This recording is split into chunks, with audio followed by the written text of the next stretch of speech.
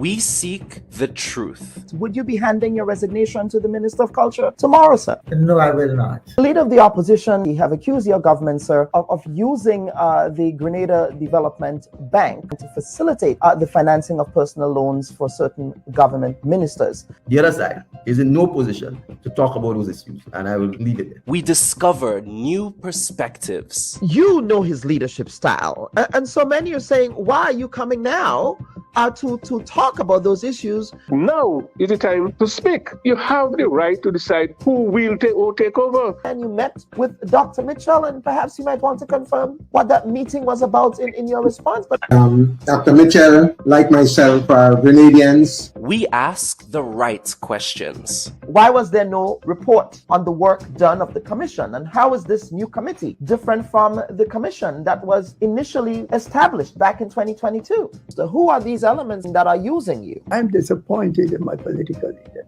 And why is that animating those political conversations now? It's a very interesting question. The Bubb Report with Dr. Kellon Bubb. Thought-provoking, truthful, unbiased, and truly original reporting. Tell us, a commissioner of police, tell the politician, back off. You have no knowledge of the law. You have no knowledge of law enforcement. You cannot force my officers to do the wrong thing. But that is somebody's son. That is somebody's child. That is part of a family. And I think that is the part that they are missing out. Because E and F are apt to be used oppressively. It's like because we don't see disabled people as sexual beings, which is ridiculous. You mean they don't want to listen to your version of science? They have their own science. You have your science. We need to do is teach people to think and not what to think. Today, stood by that. Everybody do what they want. If I could forgive Bernard Ford, then I could forgive Bob Morris too. And today, on this day, I no more have anything in my heart for what he did. The education system has to be very fluid and dynamic because we're living in very different and changing times. Treating all your citizens equally, all your citizens fairly, recognizing each group, not discriminating against one or the other.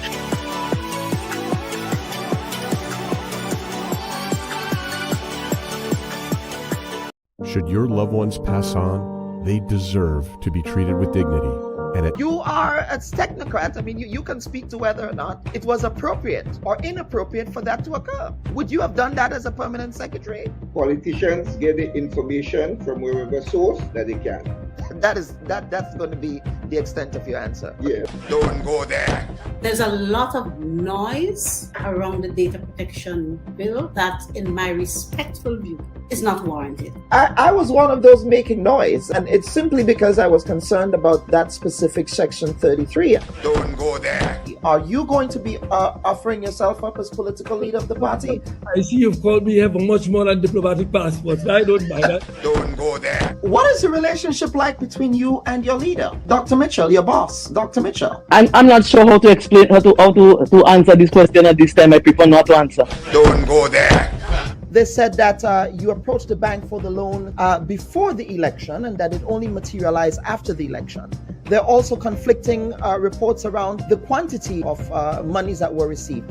What is the reality here? People try to extort the truth and to make all kinds of things about it. I just keep quiet. So if you notice, I was really and truly quiet about the whole matter. Well, except with not with the New Today newspaper. The New Today newspaper reported on this. So I'm not too sure you were quiet on this. Go ahead, Honorable. Go ahead. Well, I'm just trying to answer your question, right? Don't go there. I think we just spoke at length about the regularization framework. So yes, we did. But let us talk, Prime Minister. Let us talk about the workers who are dismissed. The Bubb Report. We go there.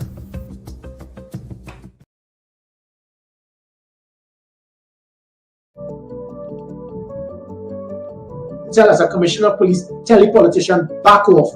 You have no knowledge of the law. You have no knowledge of law enforcement. You cannot force my officers to do the wrong thing. But that is somebody's son. That is somebody's child. That is part of a family. And I think that is the part that they are missing out. Because E and F are apt to be used oppressively.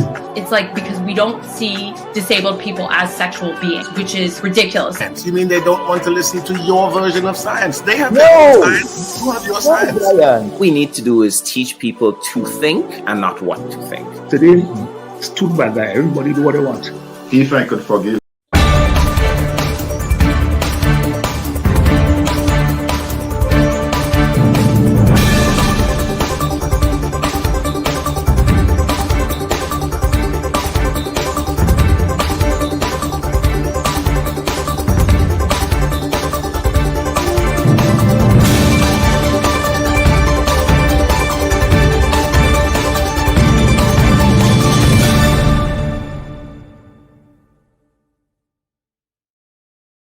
Hello, everyone, and we welcome you to this week's edition of the Bubb Report. We do want to first and foremost apologize for the late start today. Sometimes technology works, but on other days when it doesn't work, it can indeed be a pain. But certainly we want to welcome you into the room. Let us know where you are joining us from. Of course, we know that this is Carnival weekend. Ordinarily, I will be in Trinidad and Tobago at this point. But I'm not. I'm here, and I'm having a severe case of tabanca. So there is that. But this, of course, is the Carnival weekend, and wherever you are, whether you are in Carriacou, Dominica, Haiti, Martinique, Guadeloupe, Trinidad and Tobago, Brazil, we trust that you will have a wonderful, wonderful, wonderful time. Of course, Carnival, for me personally, it is the best time of the year. It's my happy place, and I do enjoy that time. But let us know where you're watching the Bubb Report from this week. And of course, I'm wearing orange in honor of domestic violence and gender-based violence awareness, given the latest developments that has occurred in Grenada last week. So we want to keep that front and center. So let us know as you're coming into the room, let us know where you're watching the program from. Are you in Canada? Are you in Grenada? I see Shelley de Ravenue is there in Grenada. My former TAM-CC classmate. Is always good seeing you. We have Jennifer Lawrence is also here with us. We have Lydia Louison, who is always watching from Montreal. We also have Rochelle, who is listening from Brooklyn. Rochelle is listening from Brooklyn. Let's see who else we have here. We have Kipling Francis. Kipling Francis, I believe, sir, you were a frequent listener and participant of George Grant's Sunday with George Grant. So it's good to see you over here. We have Onika, a regular viewer to the show, who is watching us from Brooklyn, New York, as well from Flatbush, as well as Anthony Wendell de Riggs. So folks, we want to get into it. We want to really keep the show going today. So we will begin by discussing this week's editorial. Now we will take a deep dive into Grenada's Prison Act. The actions of a released prisoner has traumatized the nation and left the national community asking pointed questions about the scope and conditions under which prison sentences are commuted in Grenada. Now, last week on the Bubb Report, Attorney Rogers Ferguson, KC, gave us an understanding of the prison rules that govern early release of inmates, which spurred this platform to do some digging into Grenada's Prison Act number 11 of 1980. Of course, it looks like that act was not amended since 1980. Now, the act in section 1 calls for the appointment of a board of review by the Ministry of National Security. And according to the act, the board shall, at the prescribed intervals or after such lesser intervals as circumstances require, review the sentences of all long-term prisoners, including prisoners detained during her quote-unquote majesty's pleasure. It says that in the law, but again, I do not subscribe to this idea of fealty to his or her majesty. In the under-mentioned manner, and in each case tender appropriate advice to the minister on the exercise of the prerogative of mercy. Now, a review of fixed sentences is mentioned.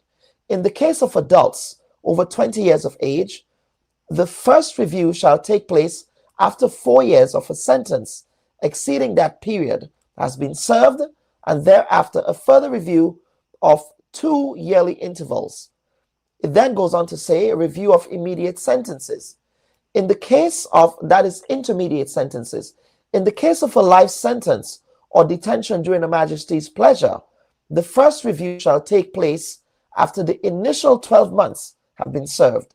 Thereafter, a further review shall take place after 4 years from the date of sentence, and then in 24 yearly intervals, except where a review has indicated that the case should come up again after less than the usual period.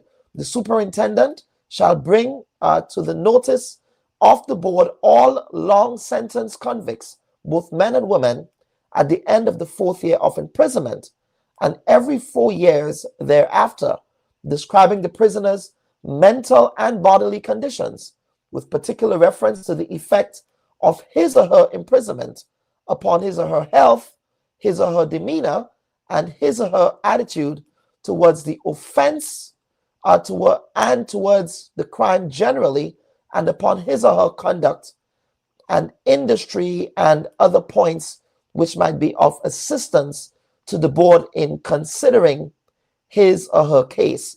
And finally, it says this: assisting on discharge, there shall be a fund provided in the estimates and from profits from the prison industry's account, from which prisoners are assisted on discharge according to their need and prospects of rehabilitation. It shall be administered, that is, by a discharge prisoners' aid committee consisting of 7 persons appointed by the minister annually for the purpose. The minister shall appoint a chairperson and a secretary from among the members of a discharged prisoners' aid committee. Now, what this act does not tell us, however, is the scope and nature of the expertise required to sit on the Board of Prisons. Now, a 2020 Inter-American Development Bank study titled Regional Comparative Report Survey of Individuals Deprived of Liberty found that prisons do not have effective or sufficient rehabilitation and reintegration programs. In aggregate terms, 41% of inmates surveyed in the 6 countries of the study were recidivists or repeat offenders, compared to 38% of Latin American prison populations. It goes on to say this, that in the Caribbean, roughly 40% of recidivists return to prison within 6 months to 1 year of release, depending on the country. Also, less than 1 in 5 prisoners has access to rehabilitation and re-entry services, which has been shown to reduce recidivism and repeat offending. In order to increase the effectiveness of penitentiary policies, the report recommends broad reforms that take an integrated approach to security and justice in the Caribbean. Folks, of course, this is a very, very interesting report. They report from the bank, from the Caribbean Development Bank, as well as just the nature of the current prison legislation in Grenada. So tell us, what do you think? Do you think that there needs to be a rethink with respect to how the current prison laws are administered in the country? Folks, this is the Bubb Report. Please remember to like and share this week's live stream. And if you're over on YouTube, do us a favor by subscribing to our page. We're going to take one final break and come back for the first segment of the program. So please stand by for that. Hi, everyone. The Bubb Report is committed to being fearless, balanced, and independent, bringing you the stories that matter most without compromise. Now do us a favor. Remember to like this video and subscribe to our channel. Hit the bell so you never miss an update. You can also watch us on GBN TV every Wednesday at 5 p.m. Catch us on WPG10 television every Sunday at 8 p.m. Your support helps us to keep journalism free from bias and influence. And together, we can make sure every voice is heard and every fact is verified. Thanks for watching.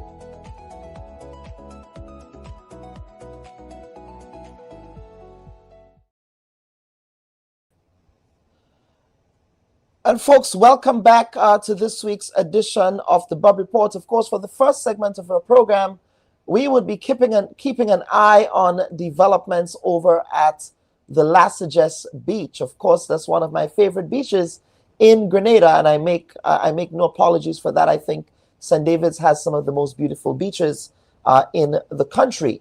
Now, history would recall that Sagesse has a special place in Grenadian history, as it was the location of the famous Lord Brownlow incident. Now, who was Lord Brownlow? Lord Brownlow was a British aristocrat and the hotel proprietor in Sagesse. He erected a long fence in the area, effectively blocking access to the beach. Now, in 1975, while Lord Brownlow was off the island, the newly emerging New Drill movement led a group of protesters from the community of St. David to the gates of the estate where Lord Brownlow was tried and convicted in absentia for crimes against the people of Grenada. Now, the gates were broken down and the property was taken over by the people, and access to Sagesse Beach was restored. Now, in 2026, some are saying that history might be repeating itself in Sagesse, with questions being raised about access to the beach and arbitrary changes that are being made to the environmental facade of the area by the developers who are currently doing development work there at Sagesse. Now, for their part, Range Developments is counter-arguing that their changes to the beach is being done in accordance with the laws of Grenada and with the full permission of the Planning and Development Authority. Now, programming note, the Bubb Report did contact the Planning and Development Authority through its CEO, Mr. Alan Gilbert, who indicated that the board is not opposed to them appearing on the program, but that the time makes it difficult for him as CEO to do so. We will certainly be following up with the Planning and Development Authority on this matter. It is also not lost on us, folks, as we get into this segment, that the people who once protested issues of beach access and environmental degradation in Sagesse and other beaches across Grenada in another dispensation, in another recent dispensation, are today extremely silent on what's happening around beach access issues in Grenada. And on that note, folks, what we want to do is to bring in our panel for this week's program. These gentlemen are no strangers to the Bubb Report, so we want to welcome them back. Mr. Kamal Shahada, of course, who is representing Range Developments here with us today, as well as Mr. Brian Samuel. I think both gentlemen are due for a summit. I don't know if you all had the chance to meet yet. And of course, Mr. Davidson Ned, who is part of the grouping of civil society organizations in Grenada. Gentlemen, welcome to this week's edition of the Bubb Report. Welcome. Morning. Welcome. Good morning. Yes, Mr. Ned, can you hear us? Can you say hello to our viewers? Are you still muted, sir? We can't seem to hear you. You're still muted there. Let me see. Okay, go ahead. I think so. While we figure out Mr. Ned's audio there, he's not saying anything yet. But Mr. Sahada, that is, Sagesse is back in the news, sir. It is back in the news, and the reason why we decided to put this panel together, of course, this should have happened last week, but the reason why we decided to assemble this panel, sir, is because, of course, we know that our Range is now completing the second hotel development on Sagesse Beach. So before we get into the conversation, could you give us an update, sir, on where we are with respect to what's happening at Sagesse Beach, with respect to the developments that are taking place there? It's for me? Yes, Mr. Sahara. Go ahead, sir. Yeah. Okay, we are currently, of course, as you know, the Six Senses Hotel have been opened, which was the first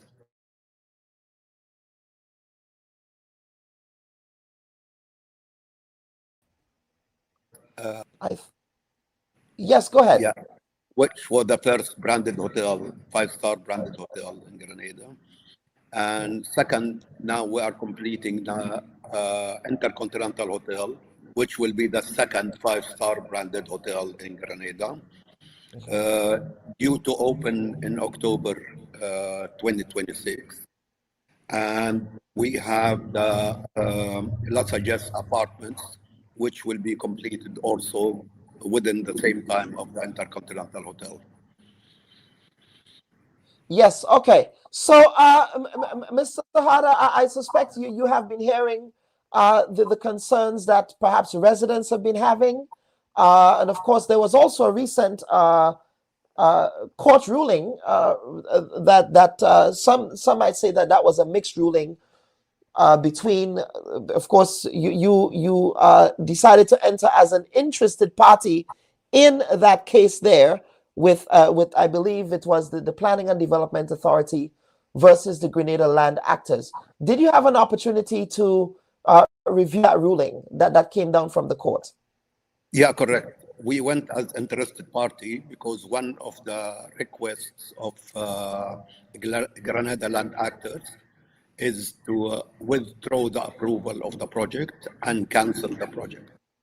The project was about, the case was about environmental issues, which one of them is the salt, what called the salt pond and the mangrove trees. And the court, of course, looked at the thing because we have all our studies to prove the opposite. And the court ruled that dismissed both cases against strange development. Yes. So they withdrew. Okay. So some of the concerns that are being raised now. Let me see if we can get Mr. Ned back. Mr. Ned, can you're still muted, sir?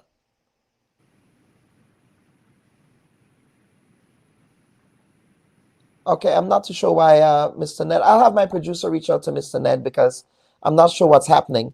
But Brian, you have been. Let me bring you back here. Of course, you appeared on the program before with Mr. Tejada here, and you are also a resident of St. David.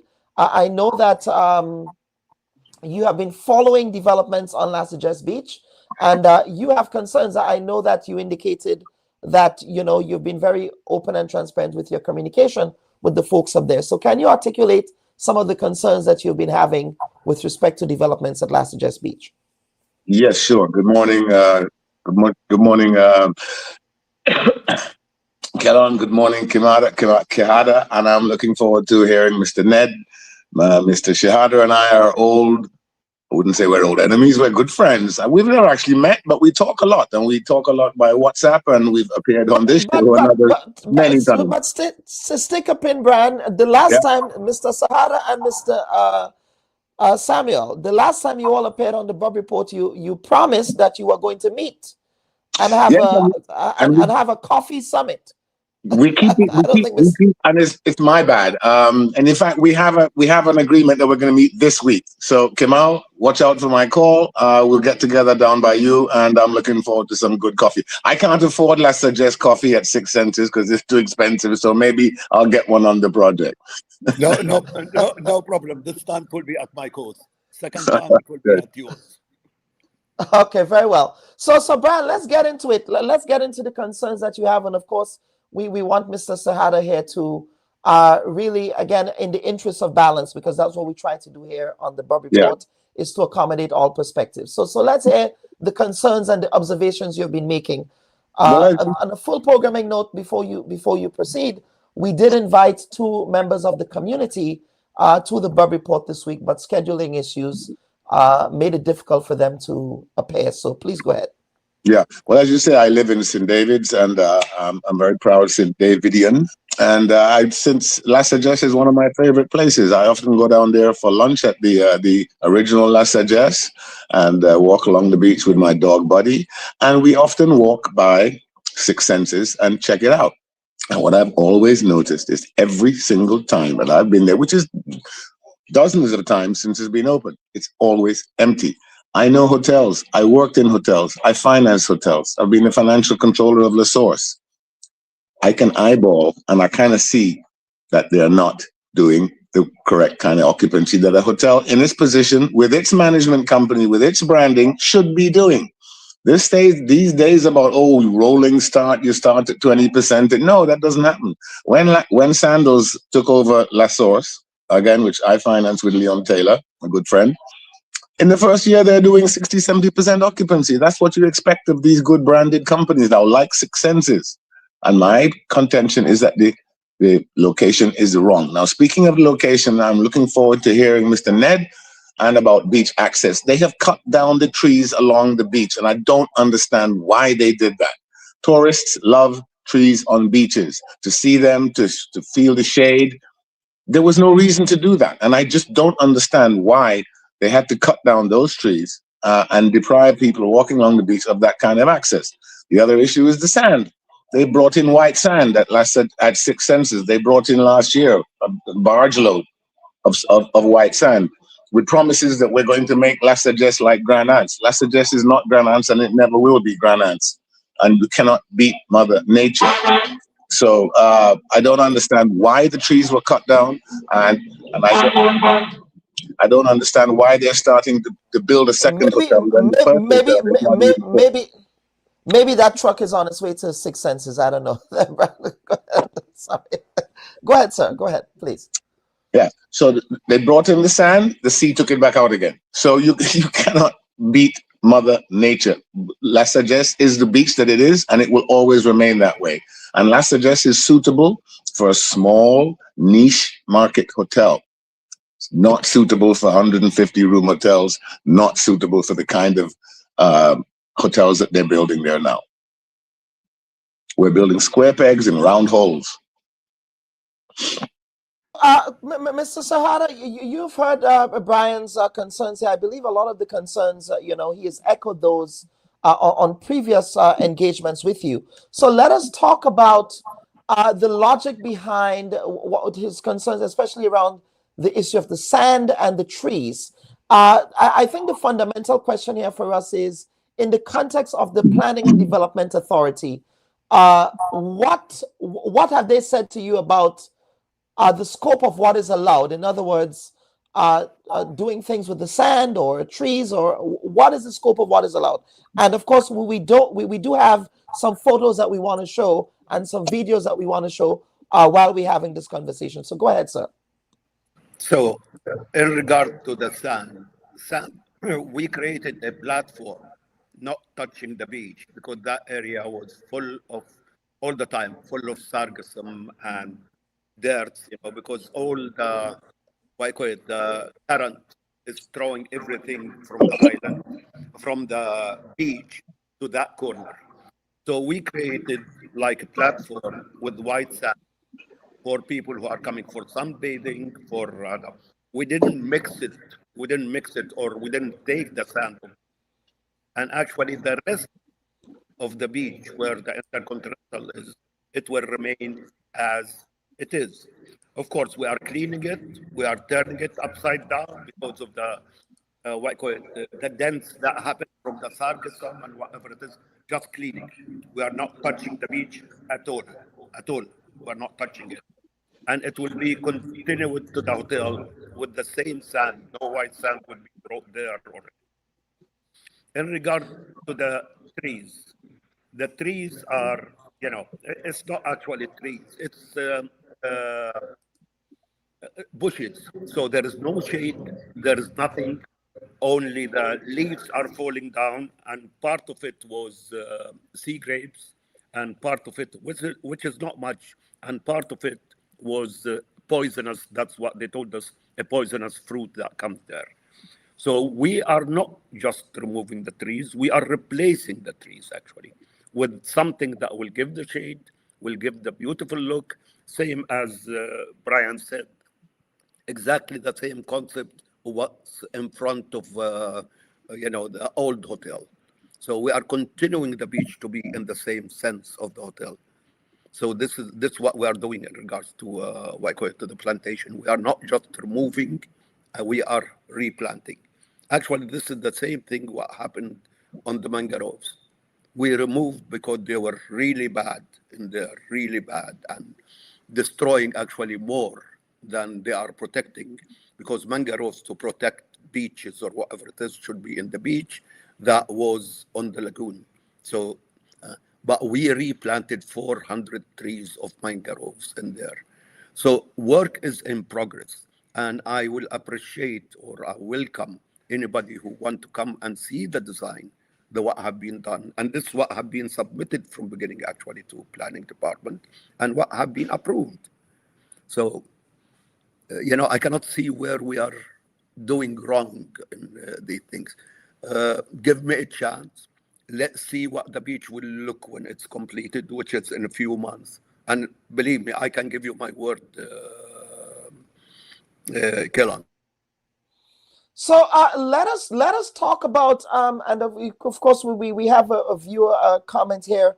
Is the current activity on the beach part of the initial plan submitted to the Planning and Development Authority? No, I didn't get you. But maybe you couldn't hear me what I explained. Yeah, it looks like the connection is poor. I'm saying someone is asking, is the current activity on the beach part of the initial plan submitted by to the PDA? Correct. All our drawings, all our designs have been submitted prior to construction of the hotel to Planning Authority, where we got approval. There was not discussed clearly about on the beach, about there's full drawing, which I think, was it cut again or? So all what we are doing. So Mr. Sahada, we lost your connection. So if you can log off and log on again, we're not seeing you at all. But let me see if I can bring back Mr. Ned now. Mr. Ned, can you hear us now, sir? We seem to be having some internet connectivity issues today. But I will keep speaking with Bran. So Bran, of course, the part of this conversation really has to do with Planning and Development Authority, and that's one of the reasons why I wanted to bring Mr. Ned in, because there is, in fact, on the committee, there should be in law, according to the Physical Planning Act, a committee that's responsible for heritage preservation. And based on what Mr. Ned articulated to us, I'm just so frustrated that the internet is not delivering today. But what he articulated to us was that there is supposed to be a committee in place to look at these issues of environmental preservation as well as heritage protection in the context of any type of base development in Grenada. Clearly, it looks like Planning and Development Authority is a toothless tiger here in Grenada at this point. Absolutely. What the Planning Authority, Mr. Shehada says it's all been approved by the Planning Authority. That's of little help to the residents of La Sagesse and people like myself who are horrified at the degradation that's happening to the beach. The Planning Authority has historically, consistently, systematically failed to perform its function. Let's go back. Remember the original day when they started construction at Six Senses? What is the first thing that they did? They destroyed the wetlands. They sent in bulldozers and they destroyed the wetlands. And the same Mr. Shehada here, what did he do? He blamed the tractor driver. Oh, that wasn't his orders, but he went above what he was supposed to do. And we're sorry it happened, and we'll make it all good again. We knocked down the trees, but we're going to replant. We're going to do this. We're going to do everything. Why did you knock down the trees before you replanted? It'll take 10 years, 15 years for those trees to grow back. And in the meantime, there's no trees, there's no shade. There's just a naked beach. And it's completely different to what the traditional lovers of La Sagesse go there for. They don't go to La Sagesse to see a big 150-room hotel and there's horrible things along the bluff. They go to La Sagesse for the same reason that this niche market people have been going to La Sagesse for decades and decades and decades, to get away from that kind of industrial tourism. That's not what La Sagesse needs. La Sagesse needs small, niche, very localized, very high-end places. Every time I've been to Six Senses, every single time, there's nobody there. And we keep hearing, oh, it's going to be full, and it was full last week, and it's going to be full next week. The manager himself last year told me that the average occupancy in January, February, March last year was 27%. If you make 27% in the winter, you're going to die in the summer. And this hotel is not succeeding. You cannot run a hotel at this time of the year and it's empty. I was there just last week. What I do like about the hotel, it's not all inclusive. So my brother and I walked through the entire hotel, saw as many guests as they had, all 10 of them, 20 of them, spoke. And if you speak to the staff, that's where you get the real news. And you speak to the staff and you say, hey man, what go on? How things? How things? Things empty. Ain't nobody here. Not like any hotel down in Grenada or anywhere like that. So, yes, you can put hotels up in La Sagesse, but not 150 room, not monster mega hotels that they're building now. And again, it goes back to the whole promise, the premise of CBI. The investors, the so-called investors in the hotel are not investing in a hotel. They're buying a passport. They don't care whether the hotel makes money or not. You think all the people that got passports out of La Sagesse are too bothered that it's not making money or it's not successful? They don't care. They've got their passports and they've gone. And that is the problem.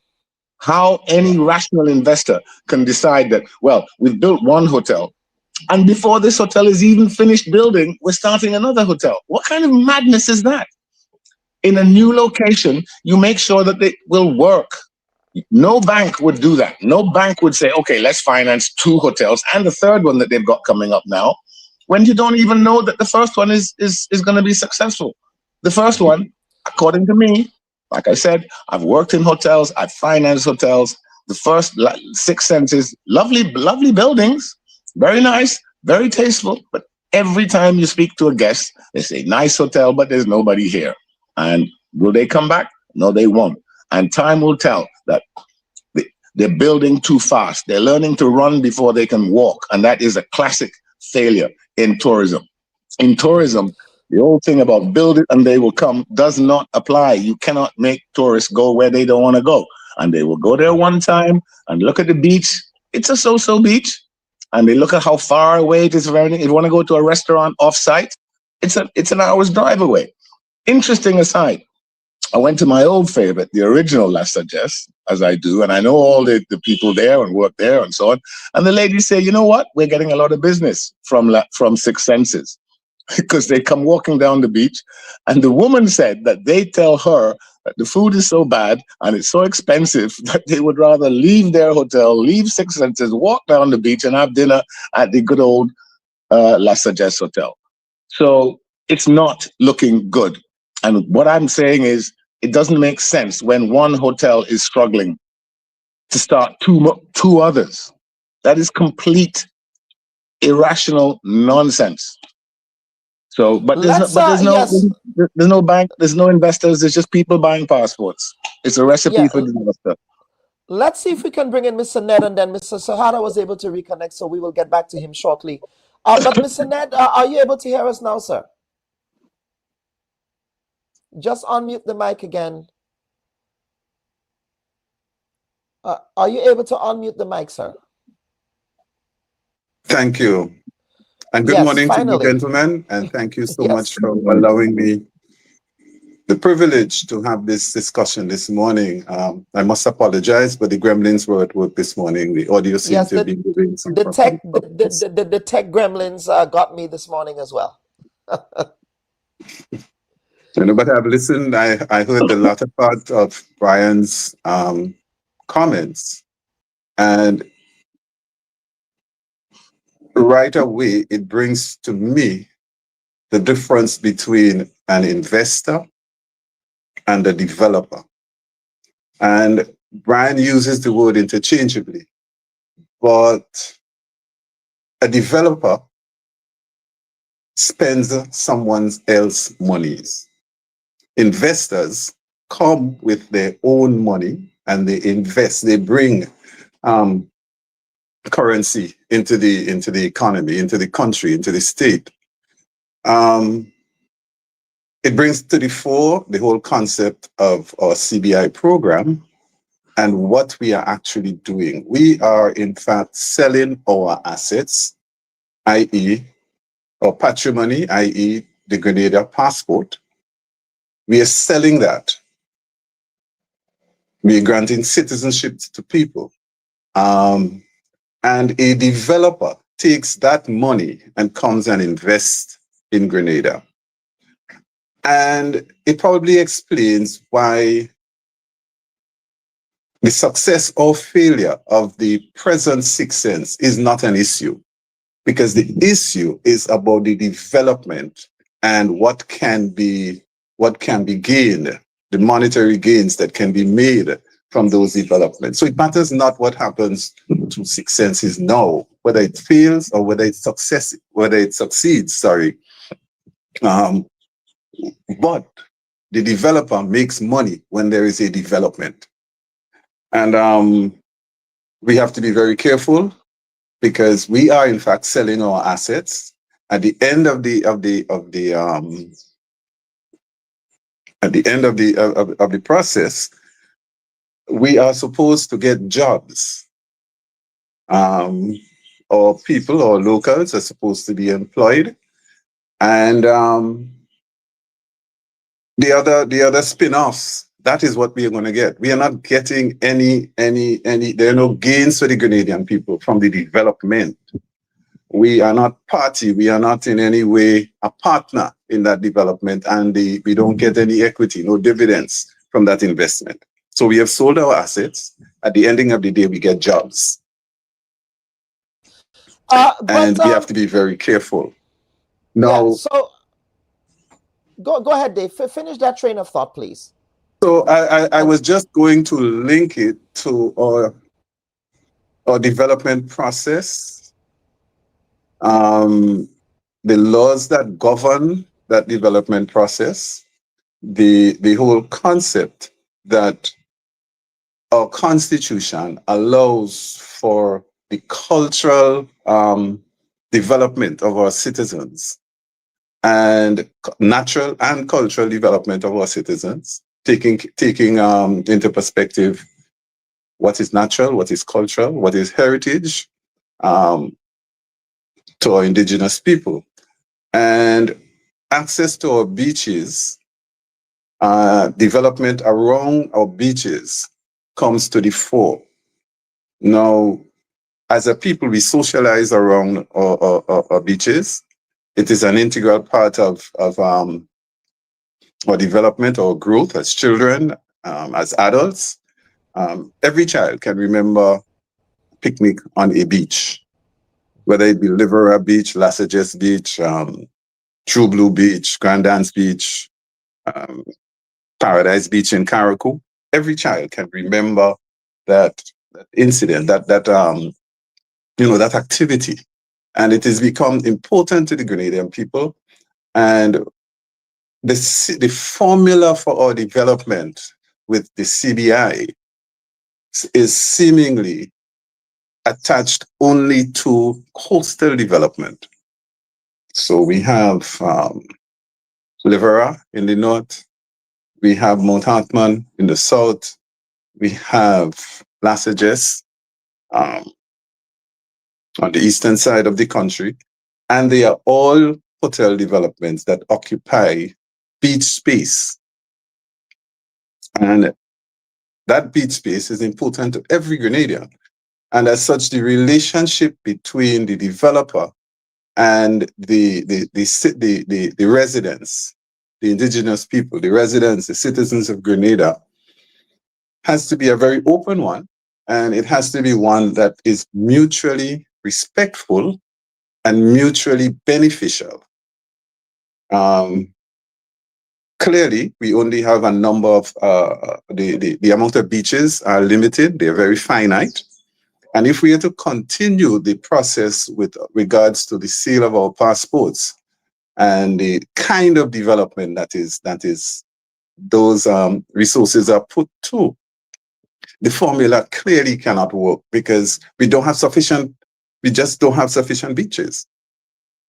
And the whole trust by the developers are to develop along our coastline. And the coastline, as I said before, or fisher folk, for rest and relaxation, those are very important to us. And it is important now that the laws that govern those development are respected. And it's disheartening that we are having this conversation this morning with a particular developer who has, this is not the first rodeo. Sometime around 2020, with the initial development of the Six Senses, there were allegations that the physical planning laws, the permissions that were necessary for the development were not adhered to. 6 years later, we are here again with the same developer and the same situation exists. And you know, that has to be addressed. We cannot turn a blind eye. Absolutely. Here is my issue here, Mr. Ned. And that has to do, the developers did not invite themselves to Grenada, first and foremost. An enabling environment was created for the developers to come into Grenada in the first place. So while folks are objecting to what the developers are doing, someone invited him to Grenada. A policy framework was created to invite developers like Mr. Harder, Mr. Sahada into Grenada.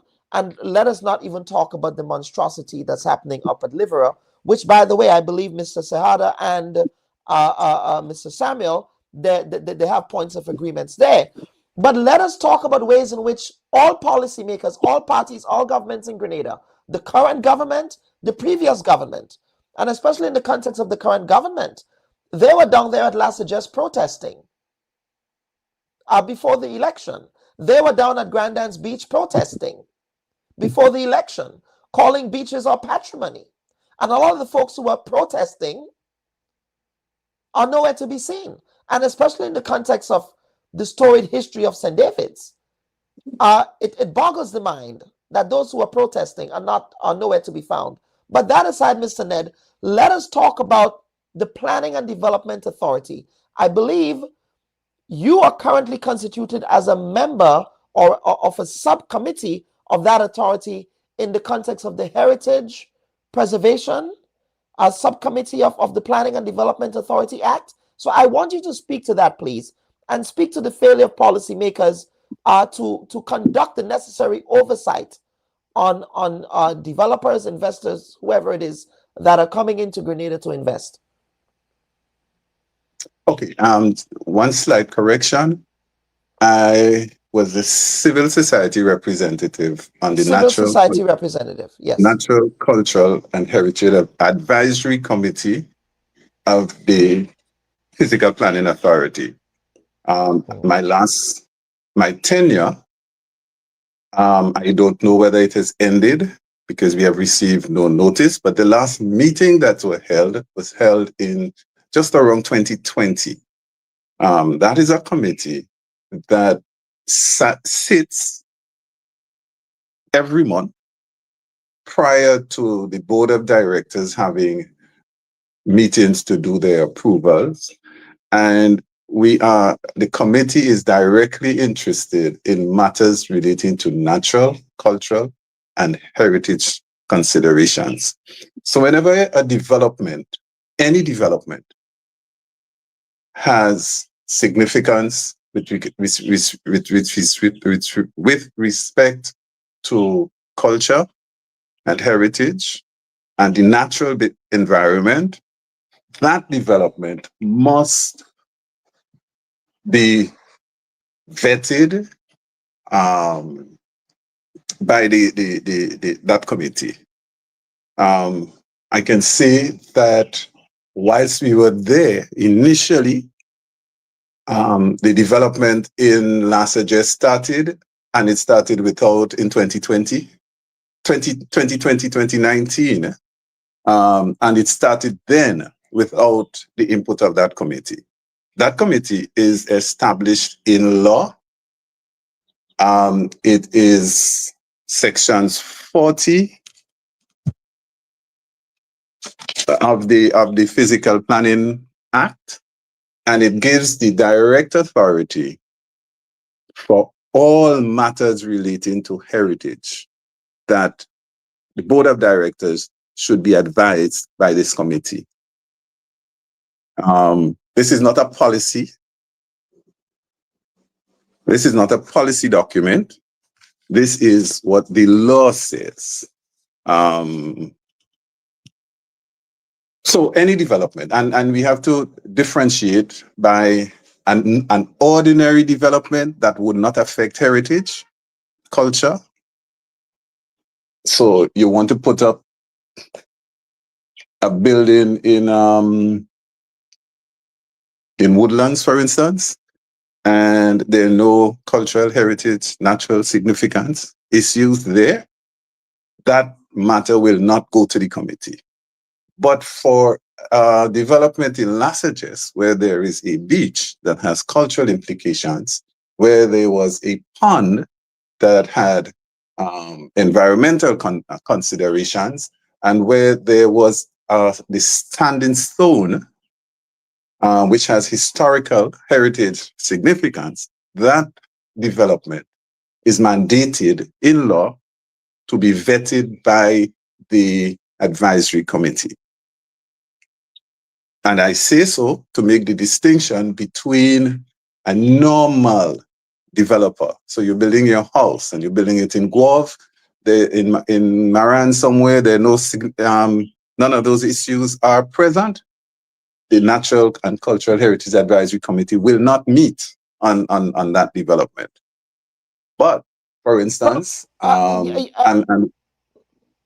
if you can just take a pin there on, because I do have that section 41 of the PDA Act pulled up here. Section 41. And again, yes, it's section, I believe it's well, right now it's saying section 39, section 41.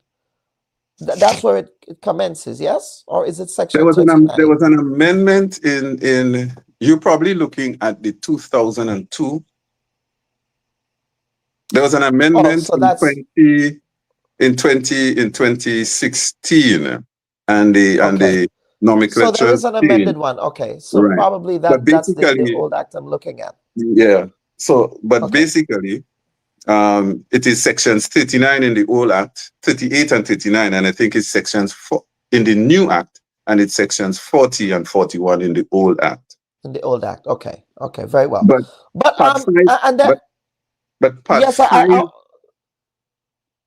go ahead, please. Yes, go ahead, sir. Part 6, of the Physical Planning and Development Control Act speaks to conservation of natural and cultural heritage, and sections 40 reads as follows: the authority functions as the national service for the identification, the protection, the conservation, the rehabilitation of the natural and cultural heritage of Grenada, in accordance with the United Nations Educational, Scientific, Cultural Organizations Convention for the Protection of the World Cultural and National Heritage, to which Grenada is a party. And sections 41 establishes the Natural and Cultural Heritage Advisory Committee, and it reads as follows: there is to be established a committee to be called the Natural and Cultural Heritage Advisory Committee, to act in an advisory capacity to the authority. And it is important, the following words: on all matters pertaining to the protection of the natural and cultural heritage in Grenada.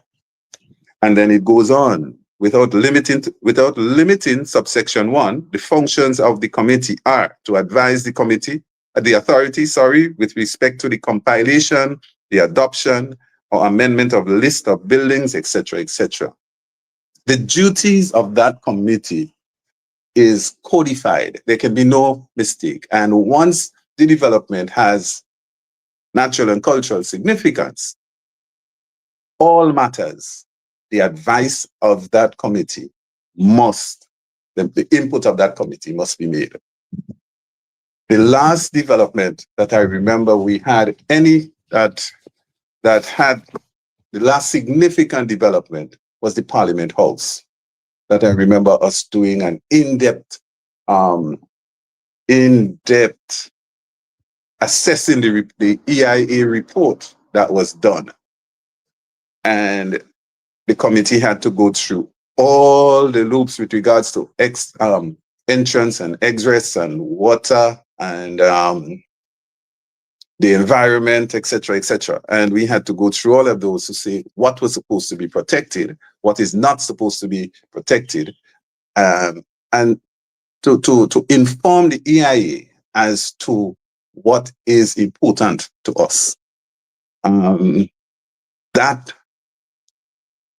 the Parliament building was funded, if you remember, it was funded by the Australians. And they insisted that the laws must be followed. And that EIA came back to the committee, and we were able to make our input on the analysis. So it's been done before. We know what is there to do. Unfortunately, it seems that time and time again, our governments have, they resort to the minister says, and that is the authority for our actions. Yeah, let me bring back Mr. Sahada. Mr. Sahada, you've been waiting in the wing here, sir. We are getting an echo. Let's see what's happening. Not too sure. Let's see here. Let me remove Brian.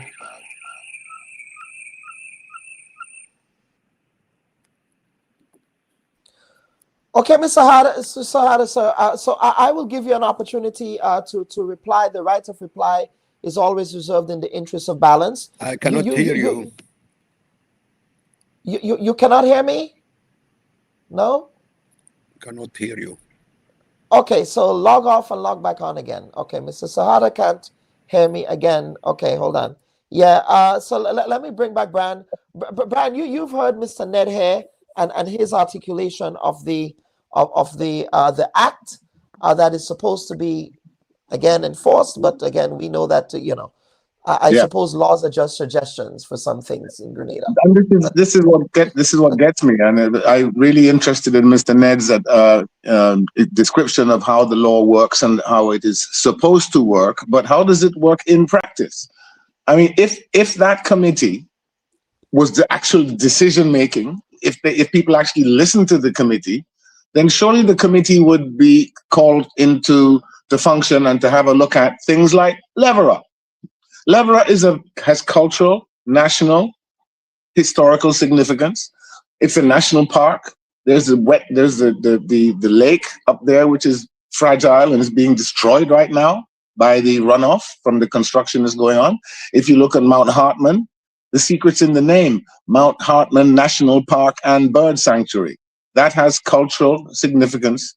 So where is the committee on that? And as Mr. Ned said, there is too much minister say, and never mind what the law says or what the committee is supposed to do. It's all roughshod because of the politicians just riding roughshod over what the law says. And PDA has a habit of doing this.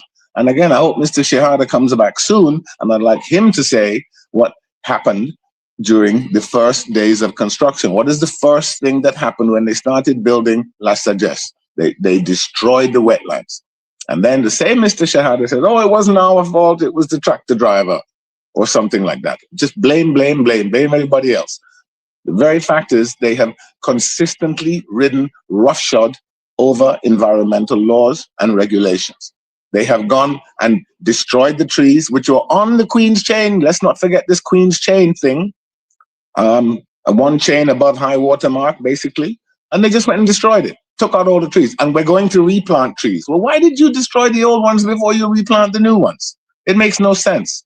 So they're doing all of these things. And then everybody says afterwards, oh, sorry, oh, sorry. So obviously, what happens in law and what happens in practice are two completely different things. And again, this is the problem with CBI. There's just so much money involved. Nobody wants to ask difficult questions.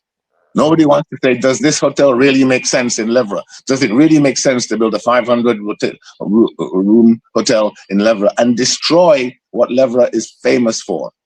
When you're on a boat coming down from Carriacou, as you get to Isla Ronde and so on, you see this building. Yes. You see it sticking up out of the valley. It's disgusting. When you look at the beach, you're standing on the beach and you look up and you see this thing. It's like something out of Singapore or Taiwan. It's not Grenadian. And this is, again, cultural and historical significance. If we're talking about that, we have to look at the design of some of these things.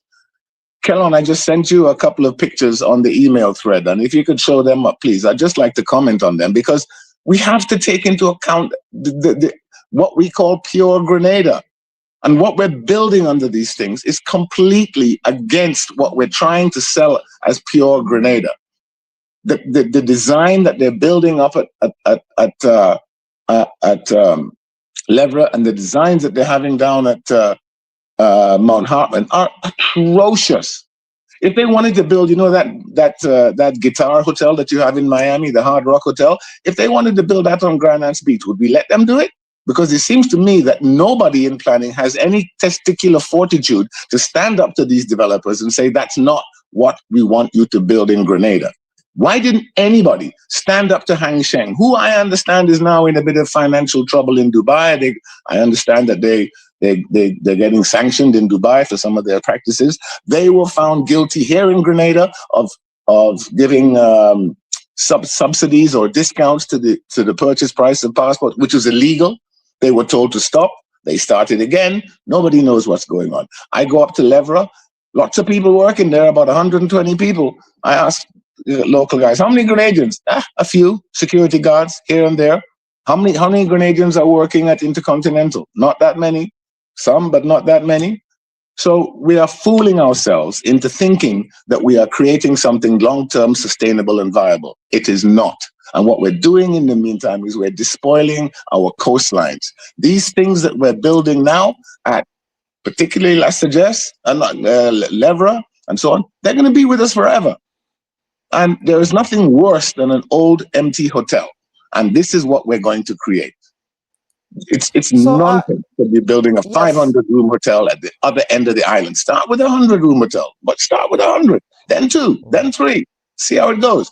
At La Sagesse, you've already got one hotel that is failing, and you're already building another one and another one.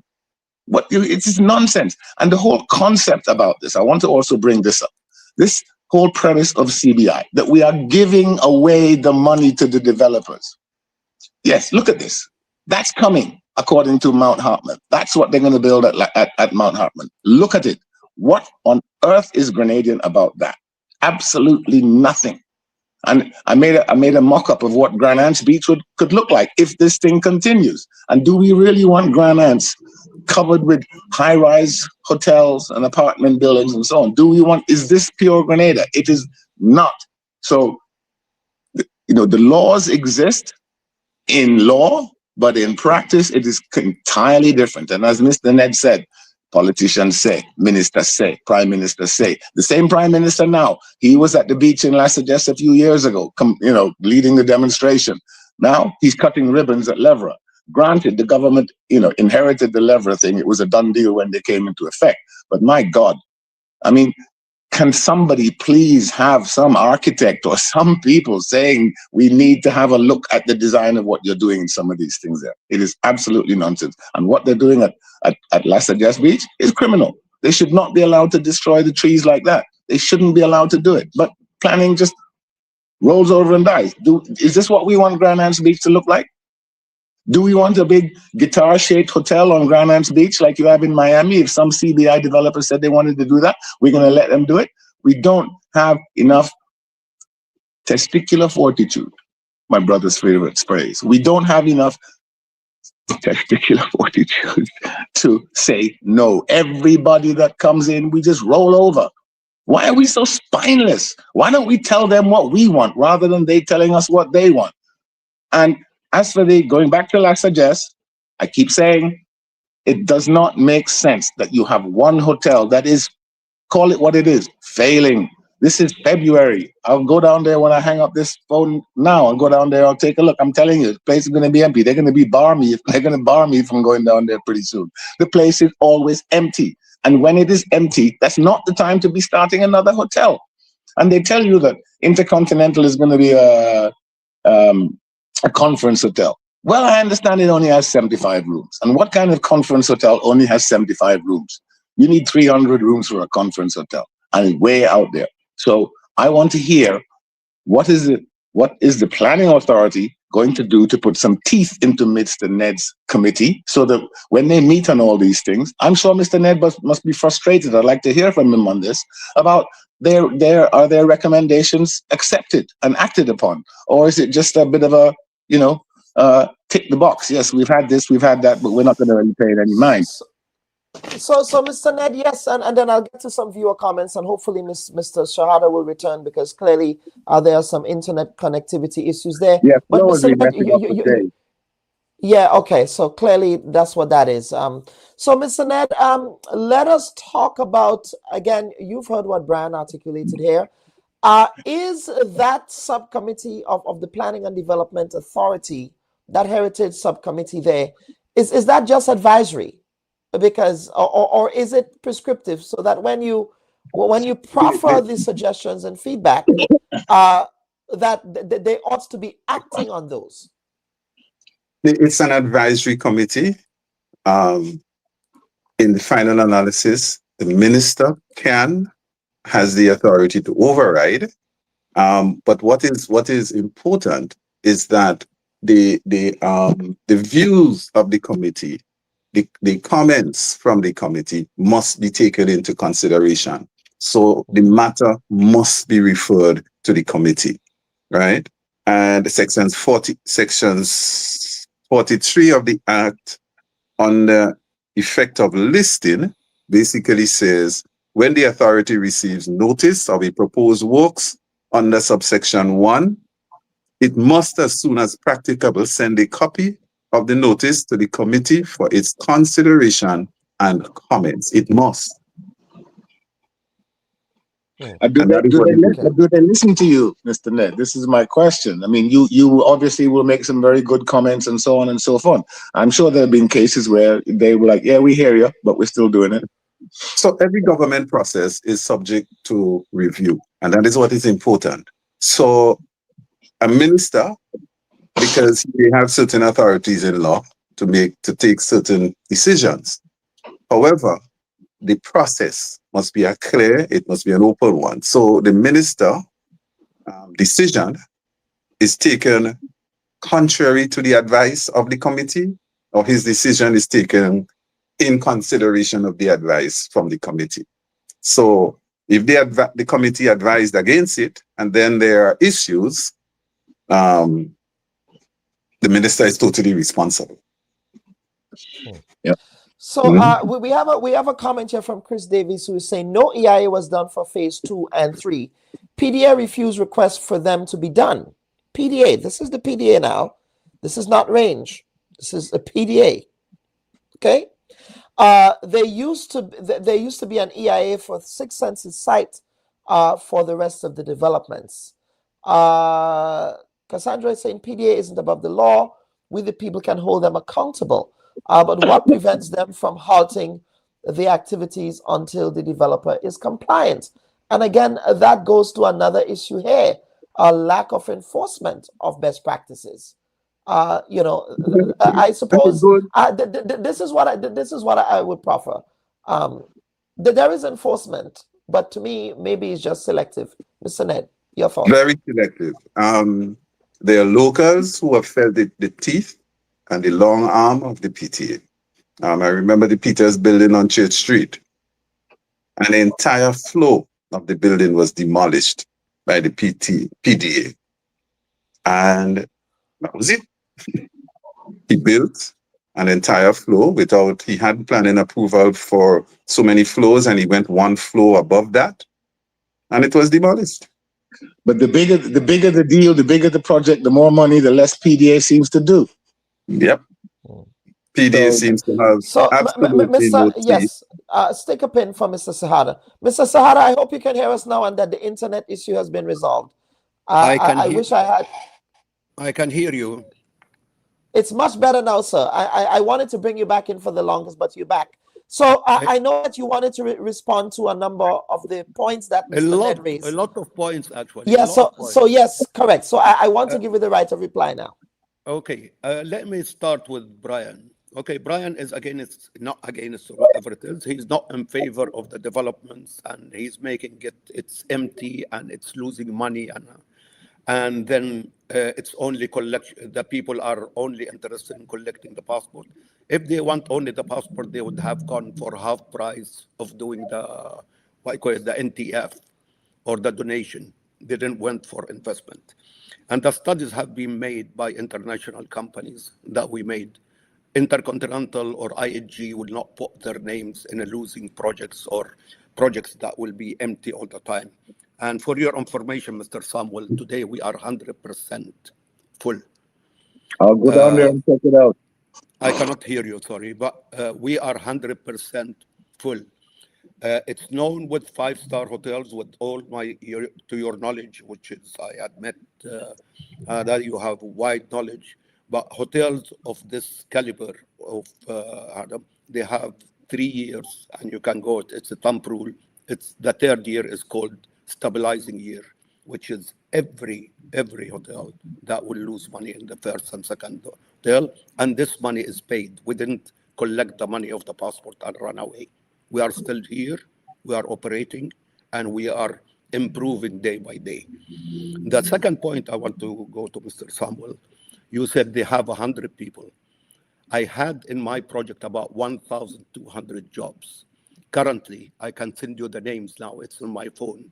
Currently, I have 230 people in Six Senses, and I have 600 in Intercontinental, and I have the full names, and they are locals. So we are the second job creators in on the island with these projects. The main point that I came to, and Mr. Brian and Mr. Anand kept repeating, is removing the trees. I wanted to move to come to the beach and see what the trees. We are talking about 6-7 trees that have been removed, and they are bushes, they are not trees. And it will be replanted. We did this before, and we are doing it again. So this is in regards to the trees and destroying the. We worked as per Mr. Anand also, and Mr. Samuel spoke about the wetland and the alleged, pond. And, what you want more? If I have approval of the planning department, and I'm not I'm not a corrupt person. I'm not a corrupt person.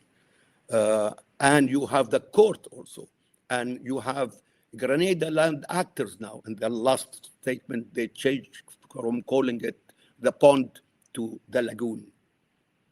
So let's go. As I said, I wish that you will visit and come. You are talking also one is access to the beaches.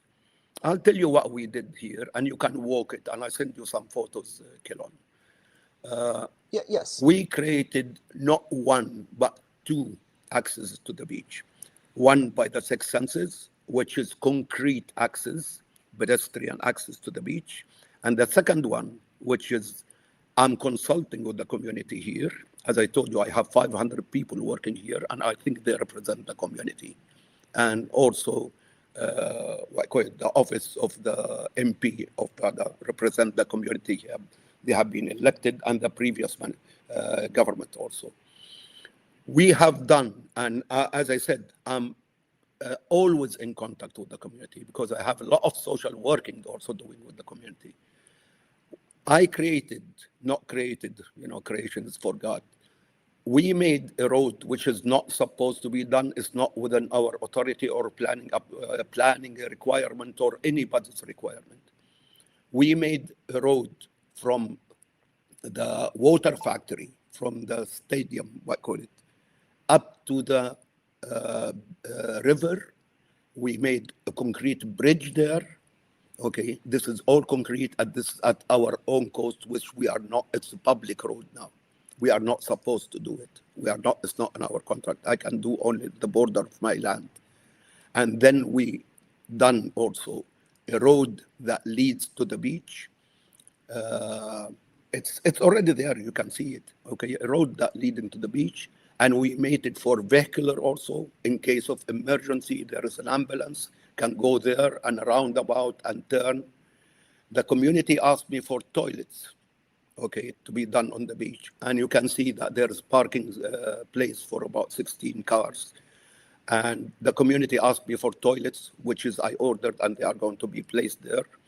Yesterday, I have a meeting with some of the community because I proposed something there, and they are coming to put it together to get some entrepreneurs, and I will buy them some sun loungers and umbrellas and chairs to be put on the beach, and they can make a small business out of it.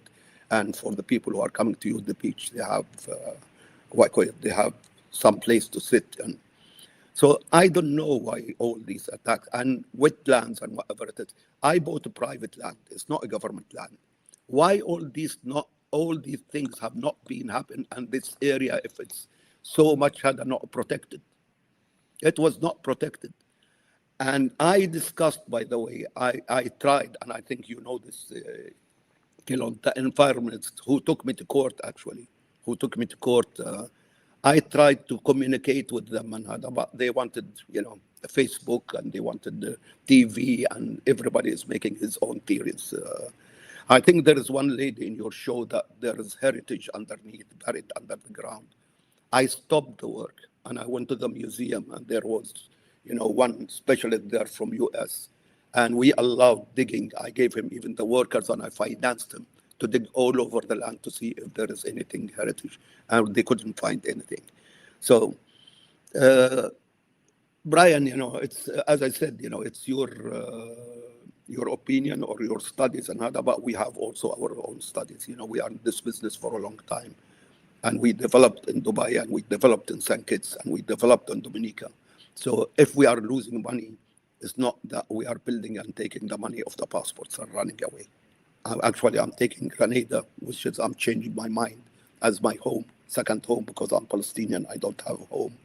So, but I'm changing definitely my mind with all these things. We are treated like criminals. We are coming to take money or planning department. We work under the law.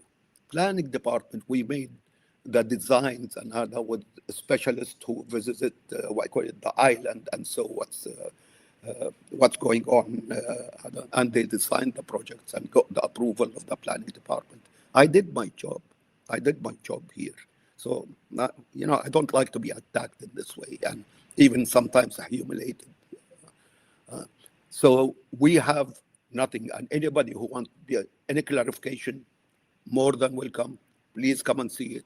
And I'm repeating, the trees will be planted. We planted before, will be planted, and it will be a nice beach. It will be a good beach for the locals. We are not touching any other. As I said, I paid $1.5 million to get the roads and the bridge over the river. This is for the public. It's a public road. It's not a road for me, beach access. I can make it in the border of my land, and that's it.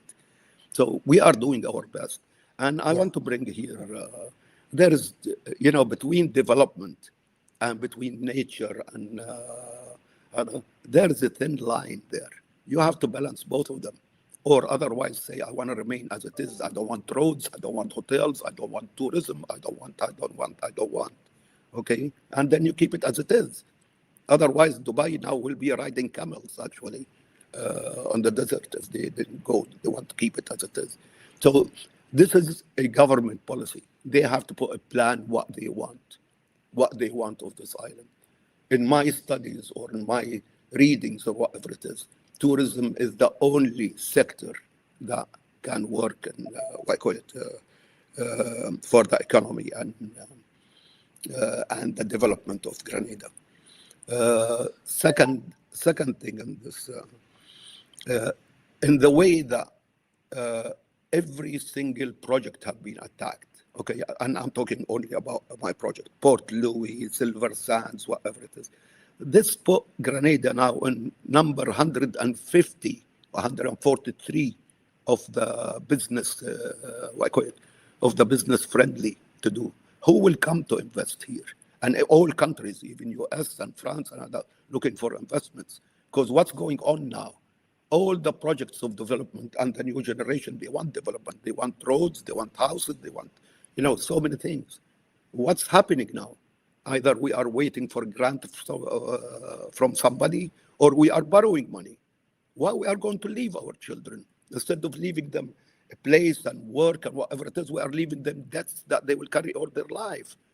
So this, I think, it should be not only the government represents the people, but also the people have to sit, well educated, and I have my respect to Anand and Hannah, to sit together, to business people or people who care really about the island. Put a prospect, what's needed from the island here, put a plan. And I haven't seen a place that running without a plan in my life. Short term, medium term, long term, all these things have to be done, but not for any developer, I'm talking about myself, okay?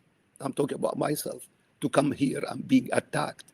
In some instances, Anand just said, still calling it the salt pond after the court said it's not salt pond.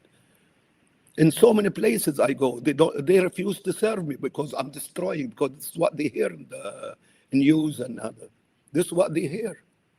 So I have been attacked, and to be frank with you, I'm making just statements. Okay, I'm a very old man.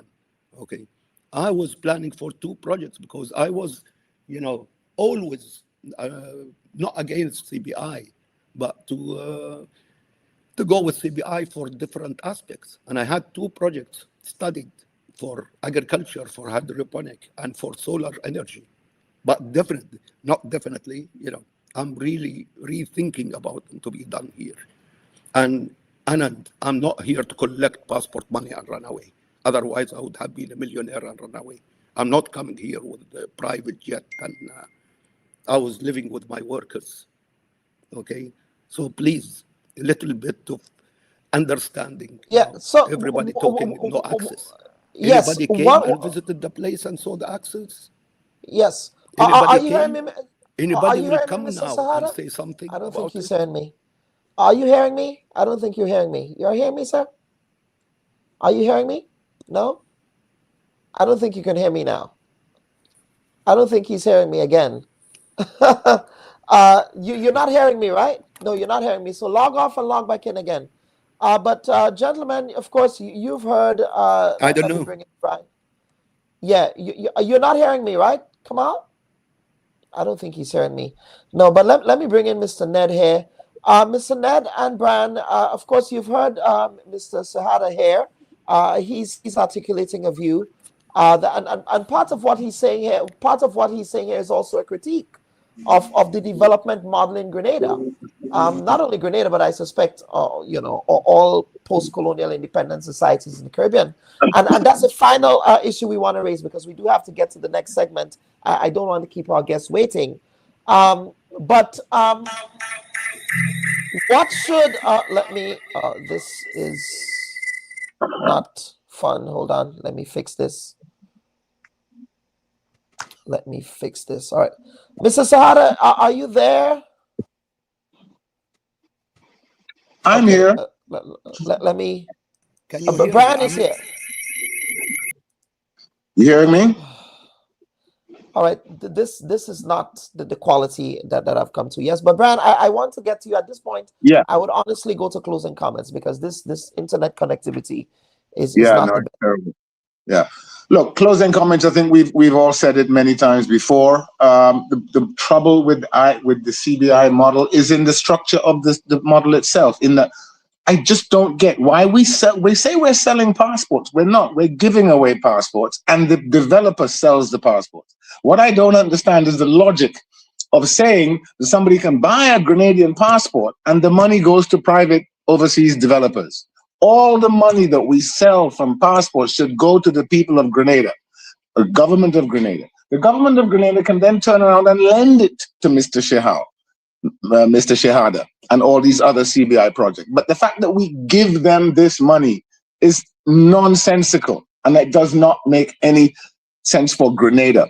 The Grenadian people should get all the money from the sale of Grenadian passports. We're now struggling. We're catching we tail to go and borrow $300 million for this project Polaris to build a new hospital, which we desperately need. Why don't we use the money that we get from the sale of passports to build a hospital? And then whatever is left over, we can lend it to the developers, not give it to them. And that is the nonsense of CBI. And there is no checks and balances. There's no accountability. There's no work done by the PDA. Mr. Ned's committee is widely ignored because the minister just decides to overrun and override the recommendations of the committee. If there was a committee with teeth, then we would not have the monstrosities that they're planning to build, or they are building at Levra and Mount Hartman. So the failure is in the structure of the system itself, where we're selling our patrimony, giving the money to private developers, and we, the people, what do we get? A few jobs here and there? Nothing. We should be getting a new hospital, a new school, new roads. That's where the money from the sale of passports should be going, into things that benefit the Grenadian people. Right now, all we're doing is we're making foreigners rich. And that's not the purpose of selling our passport. Maurice Bishop and Eric Geary must be turning in their graves at the thought of what we're doing under this CBI program. Brian, the gentleman yes, Mr. Ned, referred please, yes. to... Can I go ahead? Yes, go ahead. Thank you, Dr. Bob. The gentleman referred to the non-existence of planning in Grenada. And I think that that's a grossly unfair statement, and it does not reflect the realities that we have.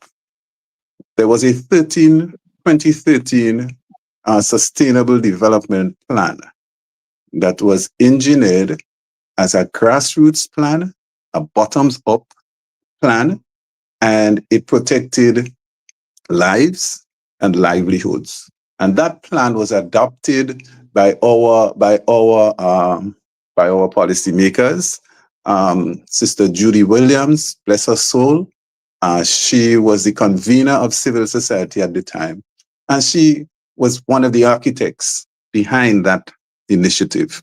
So there is a plan, there is a sustainable development plan that was designed to protect the lives and the livelihoods of Grenadians, the fishermen, the agriculture person, the person who's working on the road, ordinary people.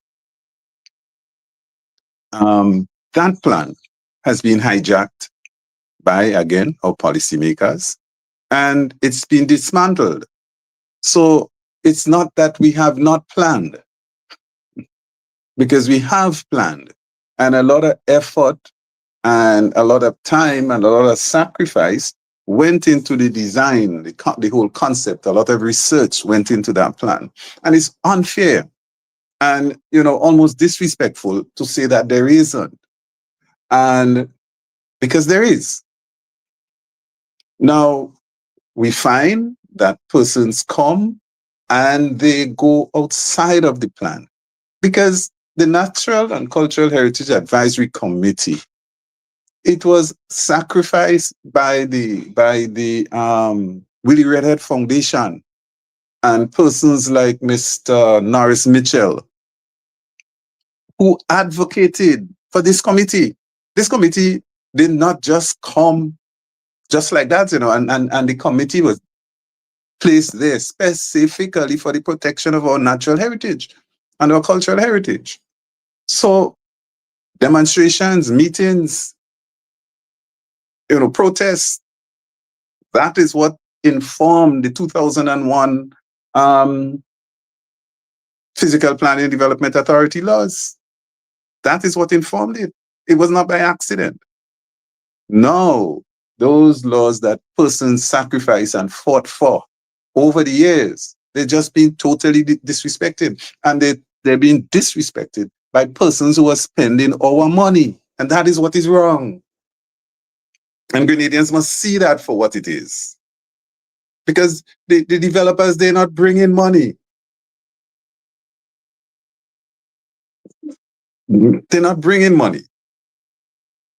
And the same thing that when there's a court case now ongoing that involves Six Senses. That court case, one of the witnesses clearly states that, when she came into the physical planning office, that there was no approval. The project began without approval. And we are now seeing that happening again. And there could not be an approval unless the Natural and Heritage Committee had oversight of the development. And without that, there is no, and without a sitting committee to do so, on what basis is the Physical Planning Authority making a decision? The decisions that they will be making now would be outside of the laws or would be outside of the mandate of the authority. Mm-hmm. Yes, Mr. Ned, this issue is something. Yes, I'm hearing you. Are you hearing me? Yes, I'm hearing you now. Okay, yes. So again, these are such fundamental issues. And again, these are issues we have been covering on this program from time immemorial since this program started. In fact, our history would record that when this program started, nobody was watching then, but when this program started in 2020, that was one of the first issues that we started to treat with. And, in respect of Livera, in respect of Mount Hartman, and of course, the Mount Hartman, what's happening there goes back decades from that loan guarantee that was given to an investor that never did anything there, right? And in all of those areas, Brian, you wanted to add something? In all of those areas, go ahead, Brian. No, and many more. There have been many projects that failed at Mount Hartman. Yeah, and in all of those areas, And Kelon, if I may, Livera, yes, sir. Sorry for interrupting, but no, that's okay. Go ahead. The failure of some of these projects have incurred debt on the ordinary Grenadian. I remember Livera in the early 13-point-something million a loan guarantee by the government of Grenada. Mm-hmm. Right? The developer drew down the money and disappeared. And there was a $6 million guaranteed loan to build the bridge to nowhere, to Hog Island and all of that stuff. So we have a long history of being time and time. We have allowed and those loan guarantees, correct, developers, in inverted comma. I protested on Grandad's Beach when the Silver Sands development removed the tree line. And Brian, you indicated what is the importance of the tree line, the grape line. Mm-hmm. As children, everybody goes on Grandad's Beach and you get your bag of grapes and you sit and you suck and you're as happy as a, and they removed gentlemen, gentlemen, we do have to get to the next segment. I do sincerely apologize. We were having lots of internet connectivity issues today. So panelists, commenters, viewers, I apologize. We're not able to get to your questions for this segment, but I cannot continue to leave my other guests waiting. Folks have things to do with Sunday. So gentlemen, thank you all for agreeing to come on the program. Mr. Sahada, again, apologies. We wanted to get to you for closing comments, but the internet is very poor. That's just beyond my control. So, folks, what we want to do, both Mr. Ned, Mr. Sahada earlier, thank you. And Brian, thank you again for appearing on the program this week. As ever, it's been great. Thanks. Yes, absolutely. Thank you so much, Dr. Bubb and Brian. Yes. And thank you, David. Good to chat with you. It's a pleasure. We'll get together over another cup of coffee one day. We should. Yes, all right. Outside of protesting in Livera. Yes. and Mr. Ned, if I may, again, as I said, the folks who were protesting with you, whether it's down there at Grandad's Beach for the Silver Sands or whether Sagesse or Livera, where are they? Are you having conversations with those folks, sir? And what are they a lot of them now, most of them are now public servants in office. It's amazing. It's amazing. I remember the cooks with the community on Grandad's Beach, outside Silver Sands, Where are they? Yeah. Where are they now? Yeah. Those are the decision makers now. Yes. Yeah. Those are the policy makers. Yeah. All right. Politics. As the world turns, so does politics.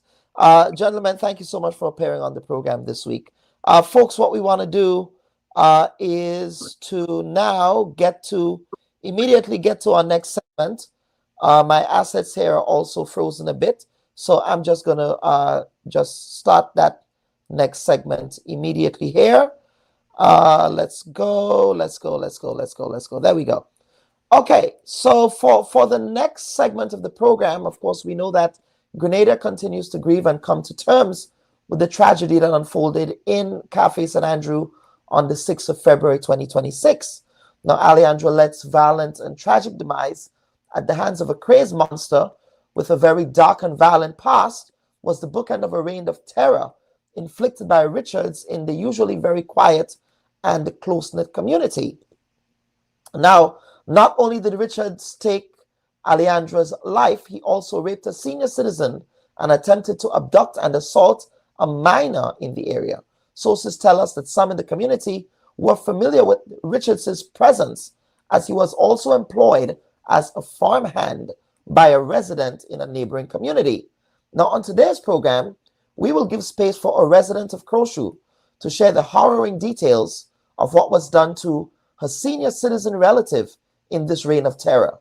Now, sources also tell us that grief counselors were deployed in the community as the collective trauma continues to engulf residents of the area who knew the family very well, and of course who knew the other families impacted by this man's reign of terror there. We would also speak to two young people on these latest developments. And at this point, I'm happy to be joined by Miss Rolanda McQueen, who is a relative of one of the victims of this incident, of the victim of rape, really, senior citizen. Miss McQueen is a relative of hers, as well as we have Mr. Andy Matthew. Mr. Andy Matthew is joining us. Mr. Matthew, if you can turn your camera on. Yes, your camera is on now, sir. We also have Bevan McLean and Alyssa Batiste. Folks, welcome to this week's edition of the Bubb Report. Ms. McQueen, I want to begin with you first. Of course, Aleandra Lett Aleandra Lett's life was lost in this process. But this gentleman also inflicted pain and harm on two other residents, one of the residents which you know. So we brought you on here to have a conversation about that. Good morning. Good morning. Thank you very much for having me on. Yes, go ahead, Ms. McQueen. Yes, we can hear you. Go ahead. Yeah, I'm relative of the 87-year-old woman. Obviously, there are things that we cannot discuss because it's an ongoing case. I mean, she's very frightened. She's still very, very, very frightened. Miss McQueen, Miss McQueen, you are in the wind at this point. Are you able to relocate? There's a lot of wind blowing, and that's affecting the microphone. Give me a few minutes. I'll put you backstage if you can relocate for a second. But while Miss McQueen is relocating, I do want to bring in Mr. Matthew here. Mr. Matthew, you sir are a social worker. You're now in you have your own private service delivery firm and you work specifically with young men, sir. And that's one of the reasons why we felt it was important to bring you into this platform, because I think a lot of conversations are had primarily about what happens at the end in respect of what happens in the justice system at the level of the courts. And we ascribe blame there with respect to, well, why did the court give him minimum sentences? And there is a conversation to be had about that. There's also a conversation to be had about what happens in the prison system. But let us begin to talk about some of the issues at the root of this problem that you address on a daily. Good morning. And just a correction, I don't have my private company at the moment, but I work with this company called Hype, which is harnessing young potential excellence, and is working with young people in conflict with the law or having certain behavioral issues. My heart goes out to the family of the young lady and all the victims of this gentleman. It's something that we in Grenada need to address. For me, working in the system over the years, I kind of see that we need to improve in terms of our justice system and how long it takes for the procedure to go through. So you'll have a young lady being sexually assaulted at 13, 14. She gets to 18 and there's no justice still. So in terms of that, you'll find that people are not having faith in the law. Then again, when they do get justice or when they are charged, the length of time. I don't believe we take sexual crime that serious. And I'm saying that from the fact of the length of time that we prescribe and also the length of time we take to deal with the cases. So I believe that we need to start seriously looking into those areas and how we can better protect and serve our public as we're saying we're supposed to do. Mm-hmm. So let us talk. One of the narratives that emerged, sir, in all of these conversations, with respect to this particular perpetrator here, paints a picture, a long-term picture of a confluence of trauma, a confluence of other influences in communities involving, I suppose, one might say, I don't want to use the word victim of circumstances, but circumstances that are not necessarily unique to his case, but circumstances that affect a lot of young men in Grenada. So can we speak to those and those triggers for the types of violence that we see? Or is there also a bigger issue here around also issues of mental health and just the holistic nature of socialization in Grenadian society? I do believe we need the holistic approach. I don't believe in the blame game. I believe in terms of trying to find solutions in terms of our situation. And it's important also when we're doing that, knowing our culture and what we expect and the cultural norms. So, like when I was growing up, you hear men talking by the rum shop and they're saying they're going home and they're having two for the price of one, which means they're going with the mother and the daughter. So we don't have that sensitivity towards, our behavior as men. It's almost like it's our divine right. So in terms of that, you'll find more victims, ladies, have been victims. And obviously nowadays, it's not just ladies we have to worry about, it's our young men as well. But I think we need to take a different approach. Mental health, obviously, there's a high level of that in terms of mental health here. The service that mental health people are able to access, is it sufficient? Are we able to vet them properly? Are we able to understand what they're going through in terms of when we put them for treatment or when they're being released in society? Are we able to actually analyze and say, yes, this person, I mean, you can't be perfect and get everything right, but then who's making those decisions? They have to have a thorough understanding of what they're doing and the implications behind it. You mentioned that mental health piece, and I think that is crucial, but you also mentioned here, sir, there are 2 points that I want to pick up on. Outside of the mental health piece, you mentioned that boys are also victims, and I suppose men are also victims, one can say. Yes. But in our society, that is very taboo. So can you speak to some of the issues of gender-based violence? Because gender, that's a catch-all term, men as well as women, that men confront, young boys confront in Grenadian society.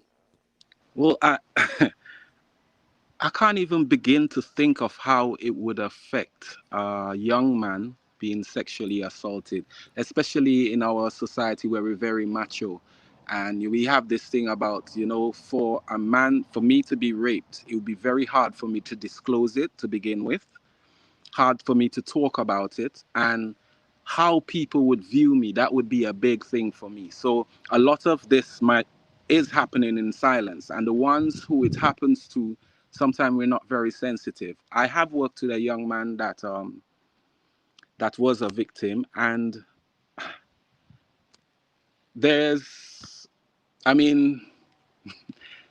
it's hard to really put into words or quantify what effect that it had on him. And over the years, I mean, I'm still in touch with him. He's not in Grenada, but it affected him where he constantly was in prison or constantly was getting into trouble, lots of domestic violence, all these things along with it. So it was hard for him to come to terms. And I mean, now he's in a better place because he seek counseling and he's able to deal with those thoughts. But in Grenada, where we haven't got that sensitivity and we haven't got that empathy, the impact can be very detrimental, and it can go either way. You can have somebody reacting very violent, or you can have somebody being an introvert and suffering severe depressions. So it is a hard, very hard situation. Some of the young men we have, they grew up in single mothers, and I'm not putting any blame on mothers, but some of the issues that they have with their mom, even when they come to work with me and they have a female working with them, they find it very hard to accept correction from them, and sometimes they act very angry. And then it's only until we start speaking and breaking it down to them that you see a difference in how they approach the female workers and how they behave towards them. So I think we as well, we need to start being more aware, having more self-awareness of the situations and the trauma that things cause. And instead of saying, you know, what's wrong with this person, we have to start saying what happened in this person's life to bring them to this point. Not to take away from the victims or anything like that. But we in order for things to be resolved, we need a balance with the victims and the perpetrators. Yeah, let's get to a viewer comment here. Rachel Charles is saying, most young men's first time was by force. I mean, I don't know what data that quantifies as most. As a researcher, I don't think we should be using words like most, but I get the point that you're making. Most young men's time was by force. This isn't seen as rape. It is seen as conquest. Your thoughts on that, sir?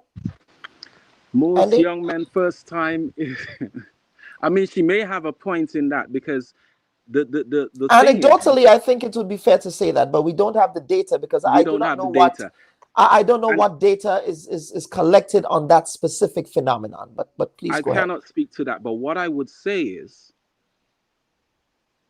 for men, we probably look at it as a notch, and you know, like, yo, I did this with this woman, even though we're unhappy. It's a sexual conquest. It's something that we can brag among our friends about. So we probably be able to get over that in a different light. I mean, not in every case, but that might be a narrative for the men. So the effect of it will not be the same as a woman who's been, you know, forced into their first time. The men, they probably, you know, you'll be laughed at. Imagine you're going and tell your friend that this woman sexually assaulted me. You as a man might think that they would laugh at you or see you as being soft, because we have a kind of there is a culture of machismo, correct? Yes. You know, there is a stereotype of machismo, is this ram goat mentality, as I call it, you know. Oh, boy, brush the thing, boy, brush the thing, or whatever the case might be, right? You know, and it's yes. So I think that is a very important conversation to have. So, and I'll get to the other panelists now, but I'll get back to you. So stick a pin, my brother. I want to get back to Miss McQueen. Miss McQueen, I think we should hear you better now. Miss McQueen, yes, much better. I know you were probably enjoying a lovely view. I don't know where you are, if you're in Crochu. But Miss McQueen, full disclosure, you and I are from the same community. Yes. And yes. Our community has been impacted by this. There is a collective trauma. I was having a conversation with my uncle this morning. Well, not my uncle's wife, actually, a couple of days ago. And there is a collective trauma in the community that I want us to first and foremost acknowledge. And so that's why last week we decided to move a moment of silence for Aleandra Lett-Hypolite.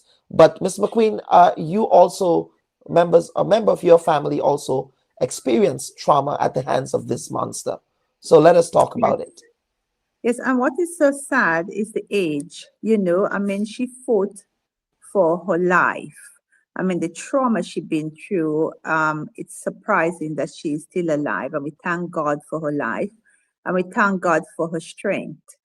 But she is still very, very, very shaken, and it's sad that to reach that age and having to go through that at the ending of your life, at 87.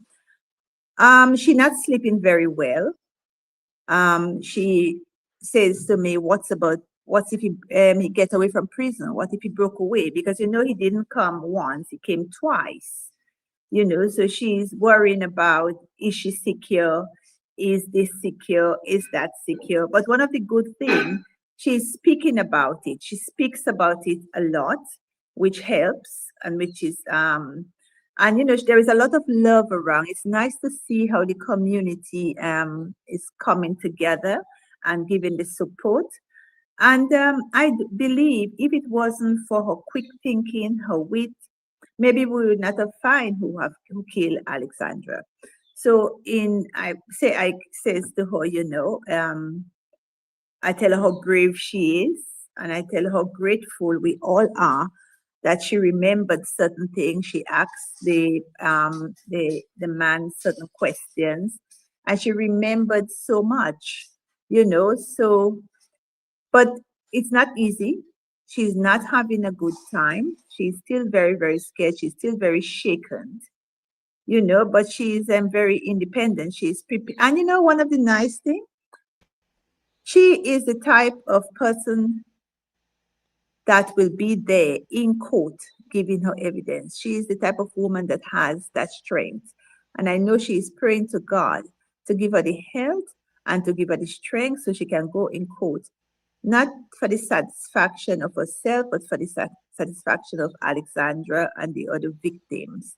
She's yes, because if I may stick a pin, there is also a young lady, a minor, who was almost caught in the web of this criminal. In fact, I happen to know her mother personally. We went to primary school together. So again, this is very personal for me, very, very personal in many respects. But let us sort of roll back the curtain, if you will, Ms. McQueen, about the sequence of events, if you're willing to share. Again, and I know that given that the investigation is ongoing now, there might not be much that you're sharing, but one of the things that you articulated here is that had there not been his presence at your relative's place, that perhaps Aleandra Lett-Hypolite's murderer would not have been caught. Yes, but she was able to give very good description. She spoke to the attacker. Most people, she didn't panic.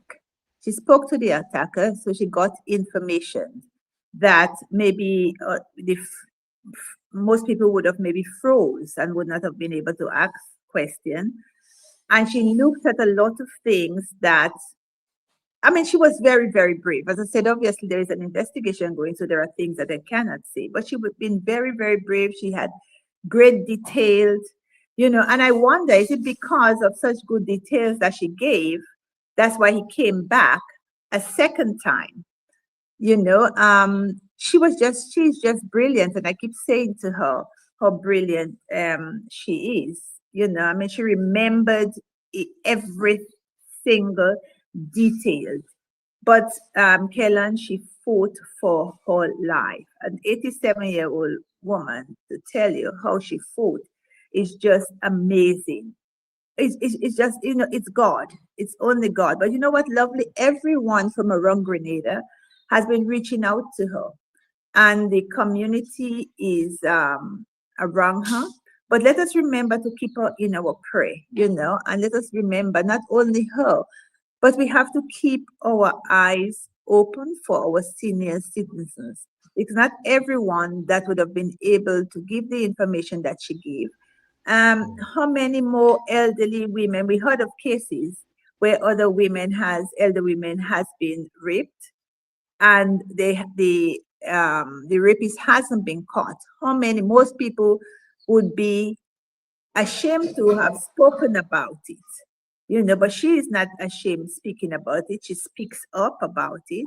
How many more people, we are hearing a lot more people coming forward. I think because she came forward, how many more people are suffering in silence? You know, I'm sure there are many, many more, and women has to realize, and men, that is not their fault, and they could come forward. One of the things I must say, Kellon, people always blames the police. But I personally, from my experience, the police always do a very good job. It's the system, it's the court system. These things, as the gentleman was saying before, I know of cases where children has been sexually molested and raped. And they have grown, they are working, they have children, and this thing is still in the system. Now, people cannot go on with their life. If the police caught someone with a bit of marijuana, I have a case of a relative that was caught with marijuana, and within a month, it went through the system, and that person was fined. A child will get sexually abused, and they'll turn into adults, and this is still in the system. It makes me wonder, is there somebody stopping this case from coming forward? Because most of the people, if it's a poor person, it will come to the system quickly. But when it is done by the, you know, I don't know, the rich people or whatever it is, these cases does not come forward. Why? I keep asking myself that question. Why does it take years to bring people to give people justice for sexually molesting women, abusing women? 60% of the men in our prison is there for some type of violence or sexual assault against women, and we're not doing anything about it. I went on the walk, but with Alexandra, and I think to myself, is anything going to become of it? Or next week, is it going to be forgotten? We don't want to walk. We want to see justice. We want to see these people and them that is doing this crime pay for it. And Kellon, we also have a big problem with mental health. You know, most people are saying, oh, this guy has mental health problem. Then if he had mental health problem, what treatment did he get when he was in prison and when he was let loose? Who was following up on him? We just let him, we know he has mental health, and we just let him loose in our community. We know, you heard his sister spoke and said he punched her down in front of the magistrate and he went home. I just think it is just crazy, Kellon. You know, so many people out there. I employ, Kellon, young men with mental health problems. And people says to me, why do I do it? If we do not keep an eye on the people with mental health problems, you know what happens? They will turn around and become the weapon. We have to look after these people in the community. I have a brother that suffers with mental health. Thank God he's not violent. But those that are violent, those that hear voices, you know, we have to make sure that they take their medication. We have to keep our eye on them, because if we don't, this is not going to be the first and the last. It's going to be many more. Look at how many people he attacked before he killed that poor child. You know, look at how many people he attacked before he inflicted so much pain, and nothing was done about it. When he went to prison, he didn't went to prison for stealing somebody's banana. He went to prison for rape, and we let him out. And how can we blame the police? We have to blame the system. Let us put the blame where it is. If not, I heard Miss Gloria was saying on a program that they will tell, we don't want to be vigilantes. If we know a rapist is living next door and you have a girl child, the people in the village will kill him, because who want to go through that pain? Let us do the proper thing. Let us keep these people where they're supposed to be. And those that we want to release, let us make sure that they get their medication and we look after them. You know, just don't send them out there and nobody care what happened to them. And then what? You're leaving them for the villagers to do what they want with them, because that is what is going to happen. Because I guarantee you, nobody's going to see another Aleandra Lett happening in their village. Yeah, absolutely. We have 2 young people here. This is the first time that they are appearing on the program, but I felt it was necessary and important to get the voice of youth on today's program. So I want to thank those young people first and foremost for being patient here with us. And let me see if I can get Mr. McLean. No, what's happening here? Let's see. All right, let's see if we can get Mr. McLean to join us. Ladies and gentlemen, we have Bevan McLean. He's a young Grenadian. I think right now he's attending St. George University. And we also have Miss Alyssa Batiste. And of course, both of you young people, you were strongly moved by what occurred on February 6th in Grenada. This monstrous just evil that descended on our communities. And Alyssa, I want to first begin with you. Of course, you would agree that this is not an unprecedented case, and that young people like yourself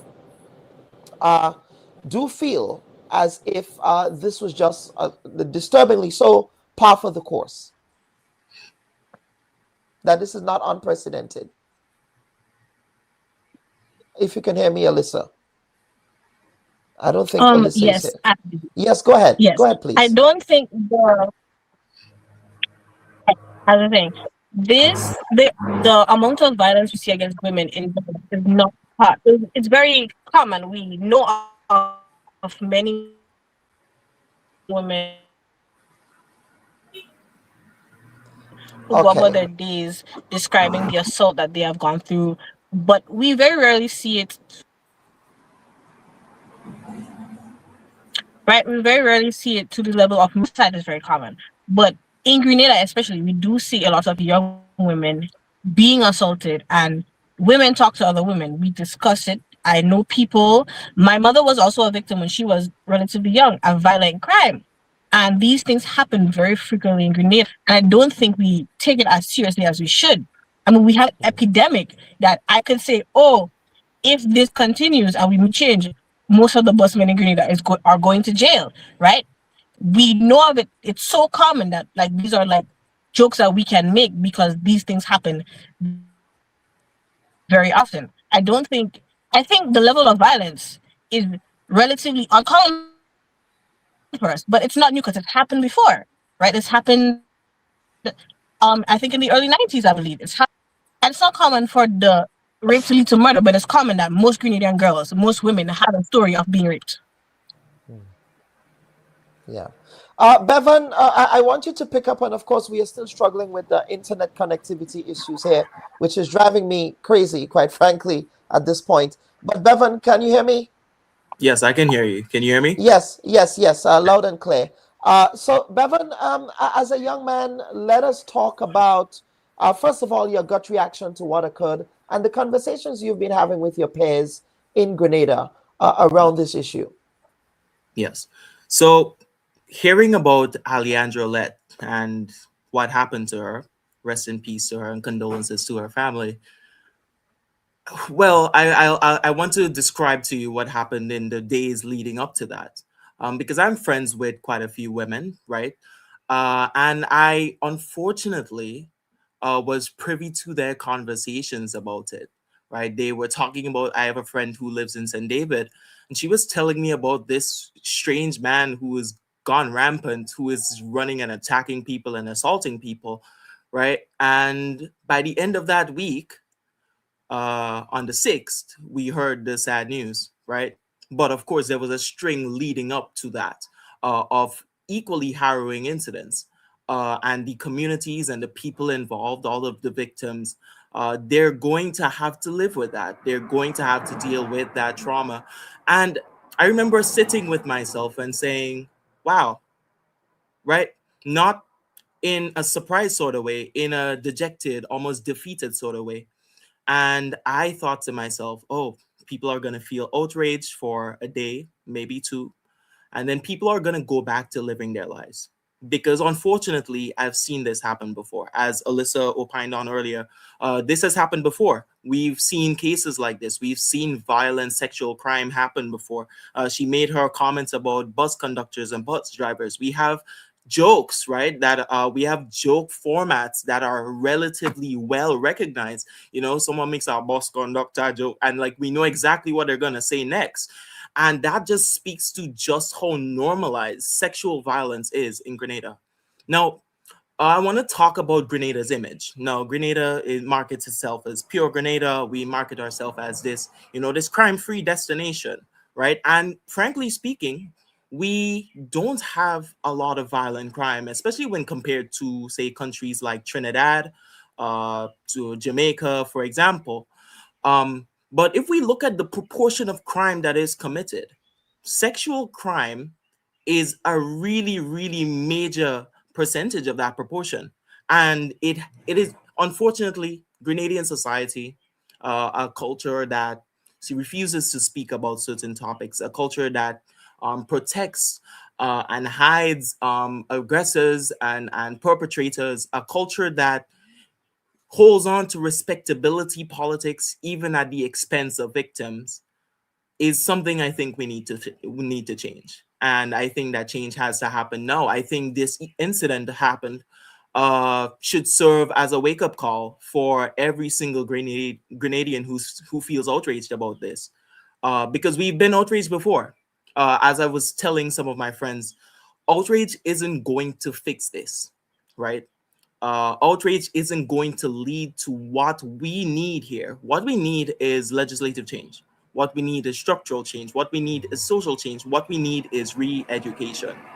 Yeah. So let us talk about those variables that you reference here, because that was one of my frustrations after this incident. Are we going to have another protest and go back to not addressing the underlying systemic issues that would be the factors that cause that type of violence? So let us talk about through a young person's lens, and I'll try to bring Alyssa back. Alyssa, of course, your internet is struggling there. I'm sorry, but we'll try and get to you. But let us talk, Bevan, about, based on your own observations, about the areas of change that you see. Is it legislative? Is it institutional in the context of prison reform?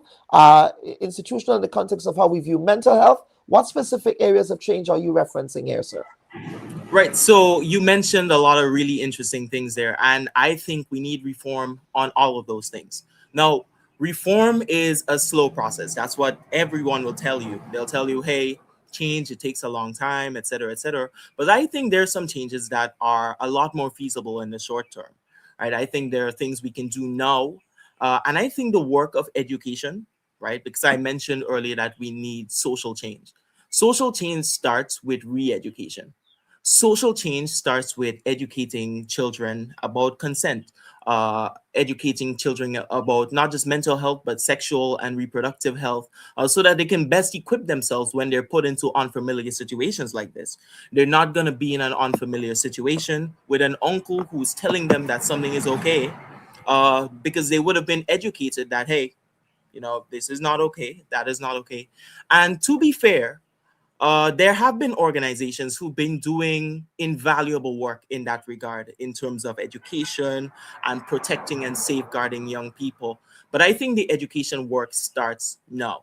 Now, as for legislative change, I think there are quite a few things. And I myself and some of my friends have actually been going through Grenada's laws and the Criminal Code and the Domestic Violence Act. And there are a few things that I think desperately needs fixing. Now, one of the other panelists earlier, he talked about male victims of sexual violence. And when you read our legal definition of rape here, I'm going to read that verbatim for you guys. 194, definition of rape. Rape is the carnal knowledge of a female of any age without her consent.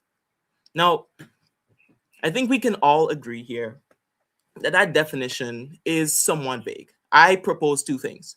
We need to have a strict revision of what carnal knowledge entails, because the way I see it currently, and of course a legal professional can correct me if I'm wrong, what that entails is Okay, it's up to the discretion of legal professionals. Cool. And the other thing that I think we need to fix is the use of the word female there. I think we should probably amend that and add of any person, anyone who is a victim of that without their consent. That should constitute rape. I also think that some of the current penalties we have around rape need to be fixed. We talked about prison reform. Let's talk about the checks and balances that are put in place before we release a convicted felon. I think I was listening to Ruggles Ferguson speak, and he was talking about remissions in prison, and prisoners can potentially get their sentences reduced. What do we have in place, right, as a body, as an institutional body that regulates who gets remissions and who doesn't, and for what crimes? Because I think most people would agree that this individual should not have been released under the circumstances.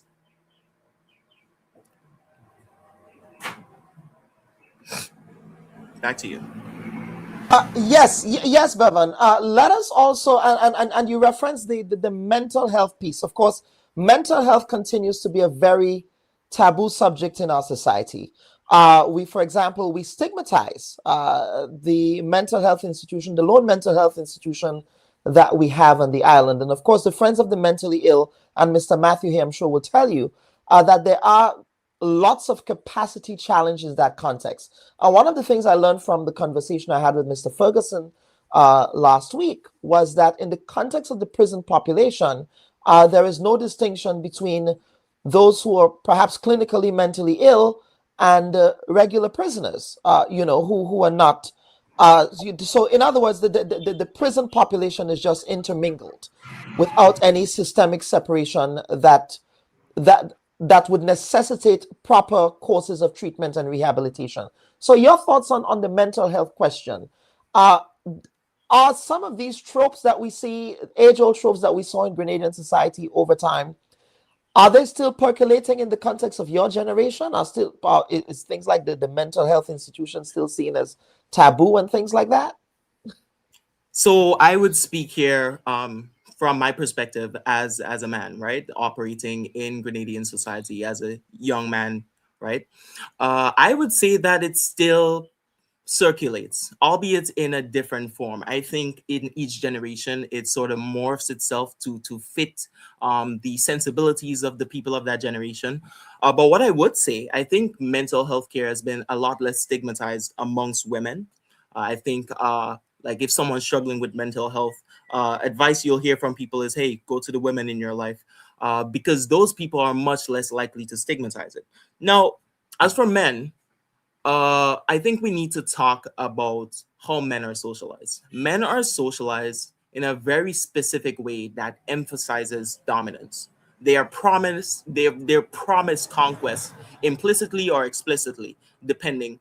And that happens in so many facets of a young boy's life that he does not feel the need or he doesn't feel the ability to be vulnerable.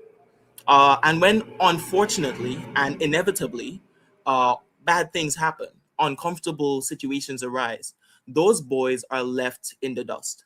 They're left without the tools to navigate those things. And I think that ties into what happens later. So now we have a prison population, people who have mental health struggles, and they don't talk about it. And we have an institution that also, I would say, does not provide adequate support for it. Yes, you talked about the Mount Gay Hospital, which is our sole dedicated mental health establishment. But anecdotally, I've heard from a lot of people that the establishment itself does not feel the most accessible or the most welcoming. No, I can't opine much more on that, but that is a sentiment that I've heard relatively frequently. So what we have here is a lot of young people and old people as well. But I do think that the older people have sort of given in to this cynicism of sorts, where they've accepted these things as a reality rather than an institutional ill that can be changed if they so try. So I think that young people feel disillusioned as well. I think the way they're socialized makes them feel even more so. And I think, especially men, because of the way they're specifically taught, they don't even see that as an option. They don't even see reaching out for mental health care. They don't see learning to navigate a world that is uncertain, a world that will always throw challenges your way. They don't see any recourse except through holding on to the hard, fast lines of what is prescribed masculinity for them.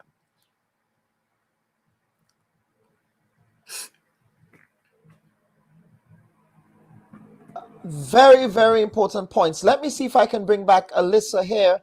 Alyssa, your internet is still struggling there. Are you able to hear us, Alyssa?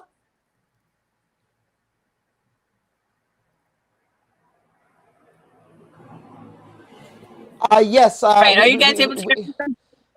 Yes, yes. Go ahead. I'm sure you've heard Bevan, a lot of what Bevan has to say here. But in the context of young women, and the same question to you, are some of those age-old tropes and stereotypes that we see, those gender-based stereotypes that we've seen around women, and of course the issues of gender-based violence? You referenced the bus conductor thing there, which again, in my day going to school, that was a thing back then too. So talk about how those tropes and those tropes which then informs the violence continues to percolate in the society. So what happens is that we already have these tropes that like the busmen do these things, they abuse the young girls, and we don't take it seriously. In Grenada, we have an issue of taking our victims seriously. We don't see this as an issue. To us, it's just like a thing that happens, that young girls get preyed upon by the men who drive the bus that take them to school. And I think in Grenada, we do have the issue and treating victims like they're people and not objects. Because in Grenada, we don't see women as like people who are capable of making their decision. We see them as objects and things to conquer and to pursue and have, right? And we call them things. We don't refer to them as another person. We call them objects and things and bird, and we don't treat them as human, right?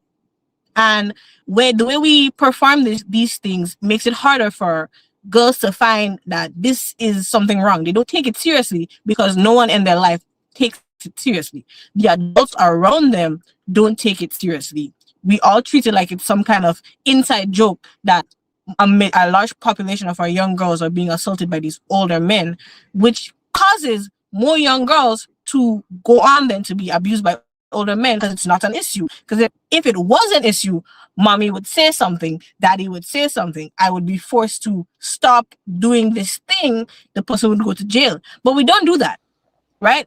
I know many a bus conductor who has, like, there's a bus conductor on my side whose girlfriend is younger than me, and they've been together since I was in my first year of college, and she was still in her school uniform, right? And they're still together now, but no one treats it like that's an issue. Everybody like, oh yeah, that's your girlfriend. But that's a child.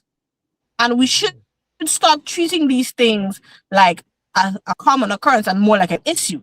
We should stop protecting predators as well, because he's a predator, but no one is like going to report him for preying on this child. We just say, that's it. And we have so many institutions in Grenada which do protect predators. They protect rapists, they protect child molesters, and it's okay, especially within, not to hurt anyone's feelings, but in the church. There are many people in the church who abuse people, and like young men who are abusing younger women, older men who are abusing younger women, men abusing their wives, right? Marital rape. We don't have a law that prevents marital rape, right? Our laws doesn't protect married women, because if you're married, you're supposed to automatically give consent. That's not how it works, right? So like these places, like we protect pedophiles in Grenada. That's an issue. Like, not to care for our image, like, yes, we're a very safe place, but we also protect people who hurt people.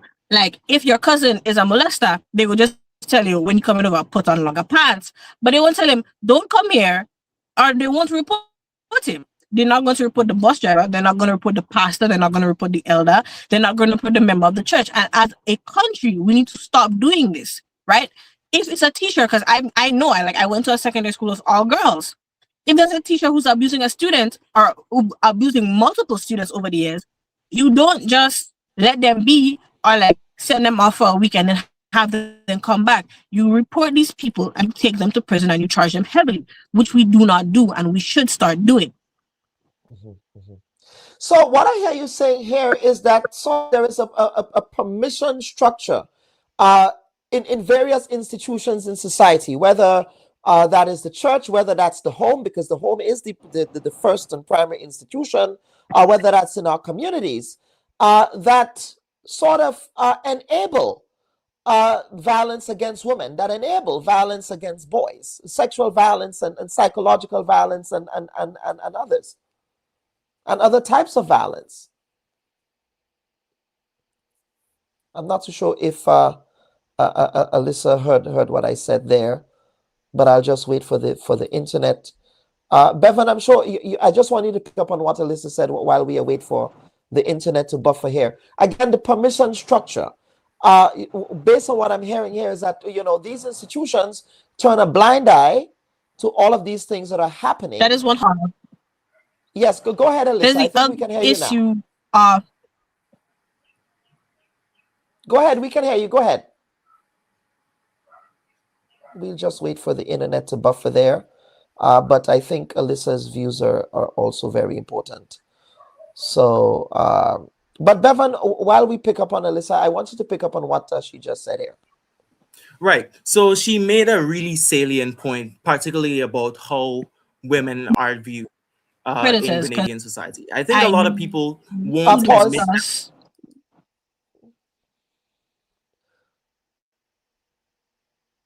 Go ahead, Alyssa. Okay, we lost her again. So Bevan, we'll go with you. Go ahead, please. Yes. Right.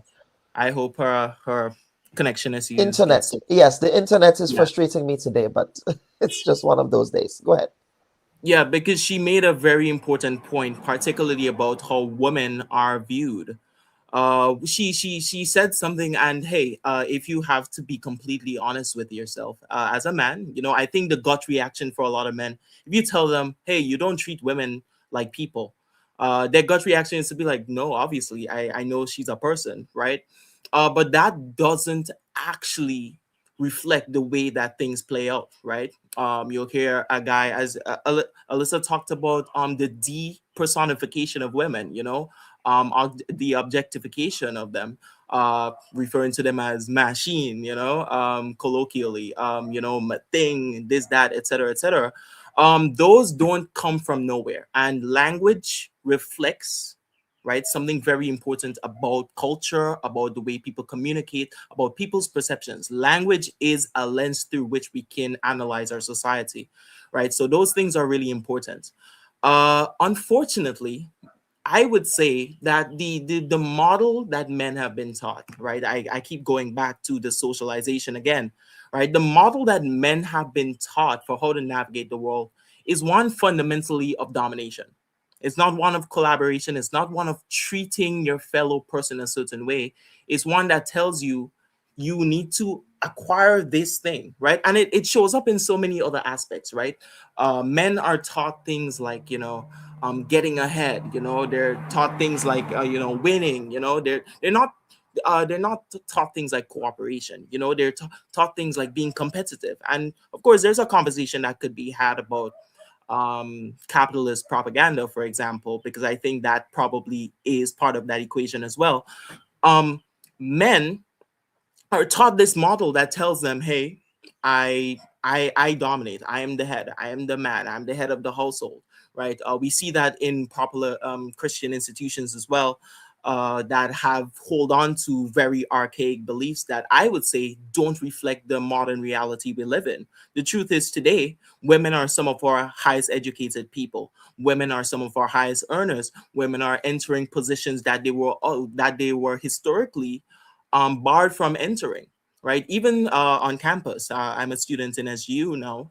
So many of my classes are predominantly women, where 50 years ago, those classes would have been predominantly men. No one would think that a physics class would be filled to the brim with women, with a very small minority of men in it, right? The history, right, compared to the reality that we have now, it's flipped, right? The truth is, the models that taught men in a time when women weren't afforded the right to vote or the right to have a credit card or the right to have any financial security. The models that those men were taught do not work for men today, which is why I think we're seeing this collapse. Which is why I see this failing from men, which is why I think so many men cannot keep up today. Because the model they were taught before is one that not only is anti-human, because women are 50% of our population. It should not be woke. It should not be controversial, and it should not be revolutionary to say that women are people. It should not be revolutionary to say that women should be afforded rights. We shouldn't have a women's rights movement. Women are people, right? And that should not be a crazy thing to say. But unfortunately, I think because of the way so many men are conditioned, while, as I told you before, I acknowledge if you ask them, right, at face value, hey, are women people? They'll say, of course. But when you ask them, okay, so would you treat a woman this way in a situation where you would treat a man that way? No, they won't treat a woman the way they treat a man, right? And then they cite a lot of outdated bioessentialist claims, citing these fundamental biological differences between male and female, when a lot of those differences have a lot more context at play than simply a very specific demarcation between the two. So that's my take on it. Absolutely. Mr. Matthew, I want to bring you back here, sir. You've heard the passion from both Alyssa and Bevan and Ms. McQueen as well. You've heard the passion. They have identified it through their lens, some of the challenges that the Grenadian society experience on this issue. Of course, they have also articulated that some of these issues are intergenerational, that it has passed on from generation to generation. And of course, they have also articulated some recommendations. They have looked at the legislation that currently exists on the book, and they've said that, these are the specific institutional and structural changes that need to happen. But Mr. Matthew, my question to you is, have you been having conversations with policymakers? What conversations have you had with policymakers about the gaps that exist in the current legislative and structural and institutional framework? And is there an appetite for them to take on board the recommendations that you and the other young people would have, so that we see these systemic issues being addressed in a real and substantive way? Well, I'm sorry, I know that was a heavy question, but I'm sorry. No, that is needed. What I would say is that talk is cheap. Yes. Talk is really cheap. We can sit down forever, and we've been having this discussion. This is an age-old discussion on how to improve things.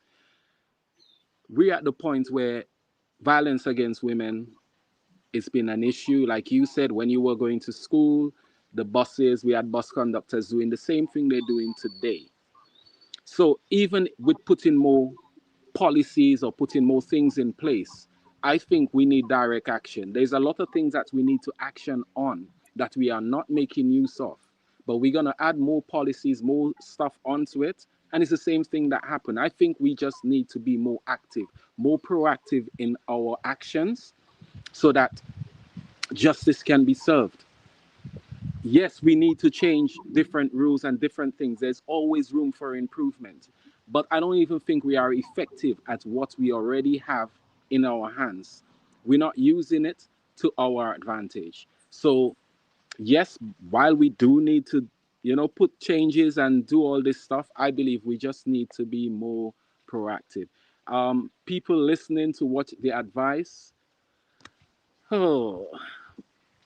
listening is one.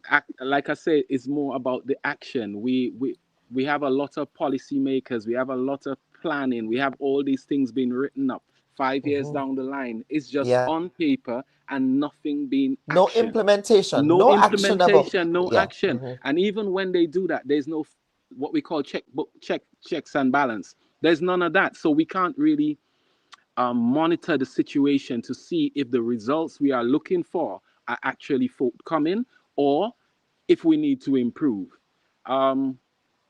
Reactive society, and when you're dealing with people and emotions and trauma, I don't think we can afford to be reactive. We should have plans in place, because these are things that happen year after year after year. It's been years since women being raped, and the cases are being kept back for how long? It's been years since women are too scared to even talk about some of the abuse, not even sexual, but domestic abuse. I mean, I grew up and I remember we used to sit by the road sometime and see man beating the woman, and we laugh and joke about it.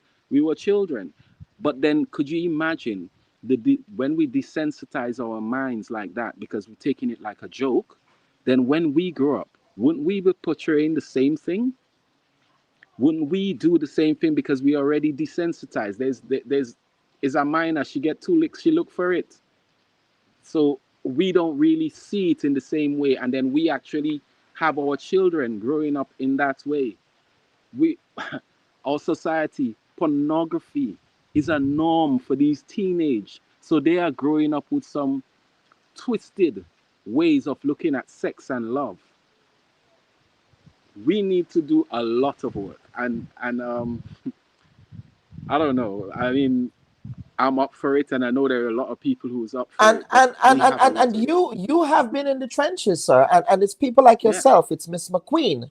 It's a lot of the experts. It's Gina. It's a lot of the and to the credit of some, and yes, the faith-based institutions are getting some criticism today because of their habits of concealment of abuse, right, in our society. But a lot of faith-based organizations do a lot of work as well, around, and that must also be acknowledged. But what we want to do now, panelists, is to get to some viewer comments here. Zinzi Noel, I believe is your name, ma'am. You're saying you're absolutely right. Proper record keeping and continuity of care is essential. That's why having trained clinicians integrated into systems matters, because standardized confidential documentation supports effective treatment, safe referrals, and long-term support. Access isn't just about availability; it's about coordinated, consistent care across every stage of life. Mr. Matthew, please pick up on that. You know this part about confidentiality in Grenada? That does not exist. And good morning, fast. We into people business. She's a very outspoken young lady, and a lot of props and respect going out to her. But the points that she made is spot on. A lot of the young people that I work with, they don't want to open up because the chances of it going back to where they live or to someone, and not just with the young people. I know women who don't want to report domestic violence. Why? Because when they do, the police make a call to their brethren and say, yo, you woman, come here and talk about you, and instead of actually acting on it.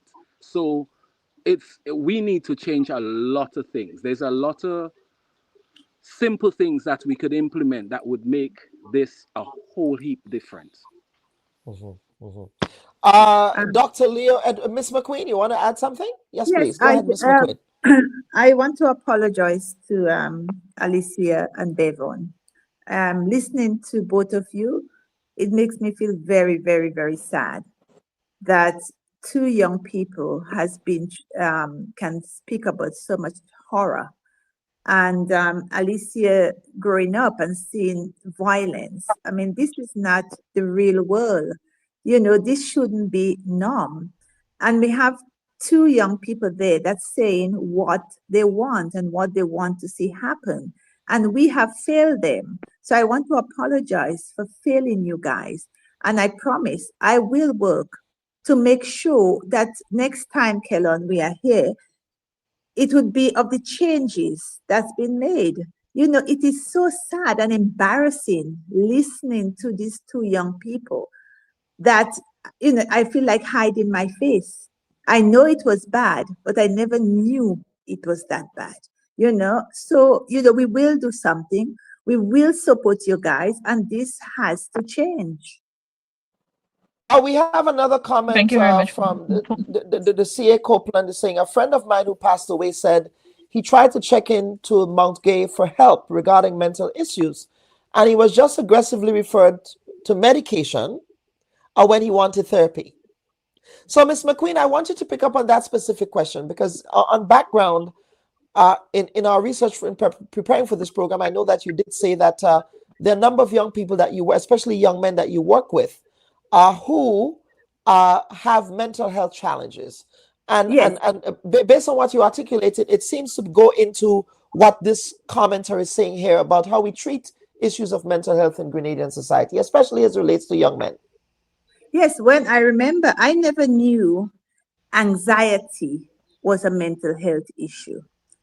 There is lots of depression.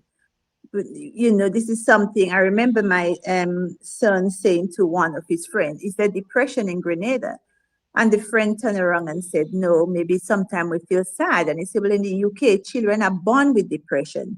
And I think it's because we do not take these things seriously. When one of the young men I was speaking to that suffers from anxiety, this young man tried to kill himself 5 times by just giving him a job and just sitting down and listening to him, and just him having some money in his hands to buy the essential things. Kellon, within 5 months, even the neighbors can see the difference with this guy. One of the other ones, he hear voices and we speak about it. One of them came to me and he said, Miss McQueen, I'm not feeling well today. And he was able to go off and get help. One of the young lady, I realized she needed help and we referred her to go and see a doctor. So what I'm saying is, most people say to me, Miss McQueen, are you not scared of employing these mad people? You know, why you want mad people working for you? But as I said, it is our responsibility. If we have a broken leg, we're going to go and make sure we see the doctor. Now, if we do not take care of these people that hearing voices, and when I say to them, what voices are you hearing? They are saying that these voices are telling them to do horrible things. And these young people are struggling, Kellon. They are struggling with the voices. They are hearing voices and they cannot speak to anybody about it. There are lots. I would like to say to the people listening, if you know anybody with mental health, just have a conversation with them and you will be surprised of the trauma, of the noise, that constant noise that they are hearing in the head. Now, if they do not, last week I was speaking to the nurse that works along with me with these young men. And she told me last week, in 1 week, she had 5 young men referred to her. So it is a problem. Let us look at it as an epidemic. Let us look at it how we can work very quickly and help these young men. One of them that works with me that was started to hear voices, he said to me, I said to him, you have to stop this smoking. He said, Miss McQueen, I try, but it's everywhere. It's everywhere. And remember, the weed that they are smoking is not the weed that we grow, homegrown weed. They are smoking weed now with chemicals. You know, so we are not educating, as Bevan said. Let us educate. Let us start teaching our young people from school, in the church, you know, wherever, in the villages. You know, we are bringing so many things to young people, the gambling, the rum. But what we're not bringing them is is to telling them, listen, when you do these things, this is what you expect. You know, and then when they have the breakdown, then we say lock them away. You cannot just lock people away. We have to look at the problem. Let us start from a clean slate, a blank canvas, and let us see how we can get our community back together. If not, Kellon, we will be the prisoners hiding behind locked doors and gates while they roam the street, because we all would be scared of going out. So everyone said to me, the madman, everybody seems to have a madman in the village, but nobody is doing anything to help that madman. Dr. Leo Edwards is saying domestic violence is just not physical. It affects mental health, self-worth, and entire families. In our Grenadian culture, we value strength, but strength should not mean silence. We need to create space for honest conversations, no shame, no victim blaming, just support, meaningful support for survivors. We also need the justice system to respond not just in principle, but in practice, and appropriate judgment and rehabilitation where possible. That's from Dr. Leo Edwards, who is, of course, a clinical mental health expert himself. But Alyssa, are you hearing us now? Just unmute the mic. Unmute the mic. It looks like your connection has improved a lot. Yeah, I'm hearing you guys, right? Yes, your connection has. So you've been hearing a lot of the conversations. I want you to pick up on anything that you heard here that you viewed as salient. I think the fact that we are opening up the conversation to actually talking about these issues is very important, because we don't talk about the problems we have in Grenada, the abuse, the mental health, the feeling unsafe if you need to go to the mental hospital. It's preventing us from moving forward. So by having these conversations, I think these are the ways that we can move forward and make Grenada better. So we're opening up the floor for other Grenadians, even in the comments, to each other to talk, and that will help us greatly in the future. Mm-hmm. But here is my frustration with the conversation part of it. Where does conversation now lead to substantive policy change? Policy change that says, for example, that someone with a documented mental illness, because I want us to make the distinction also. I'm not a mental health expert, but I have a very good friend who is the erudite Dr. Leo Edwards. but you know, mental illness versus mental health. It is okay to not be okay. We all have different mental states. On one part of the day, we can feel great. On another part of the day, we can feel down. And it's okay to not feel okay. But the point is, how do we get from having these conversations that Gina has been having for years, that other organizations has been having for years, to implementation and enforcement that says that somebody like what occurred, that incident that occurred in Cafe, does not come out in prison unsupervised, right?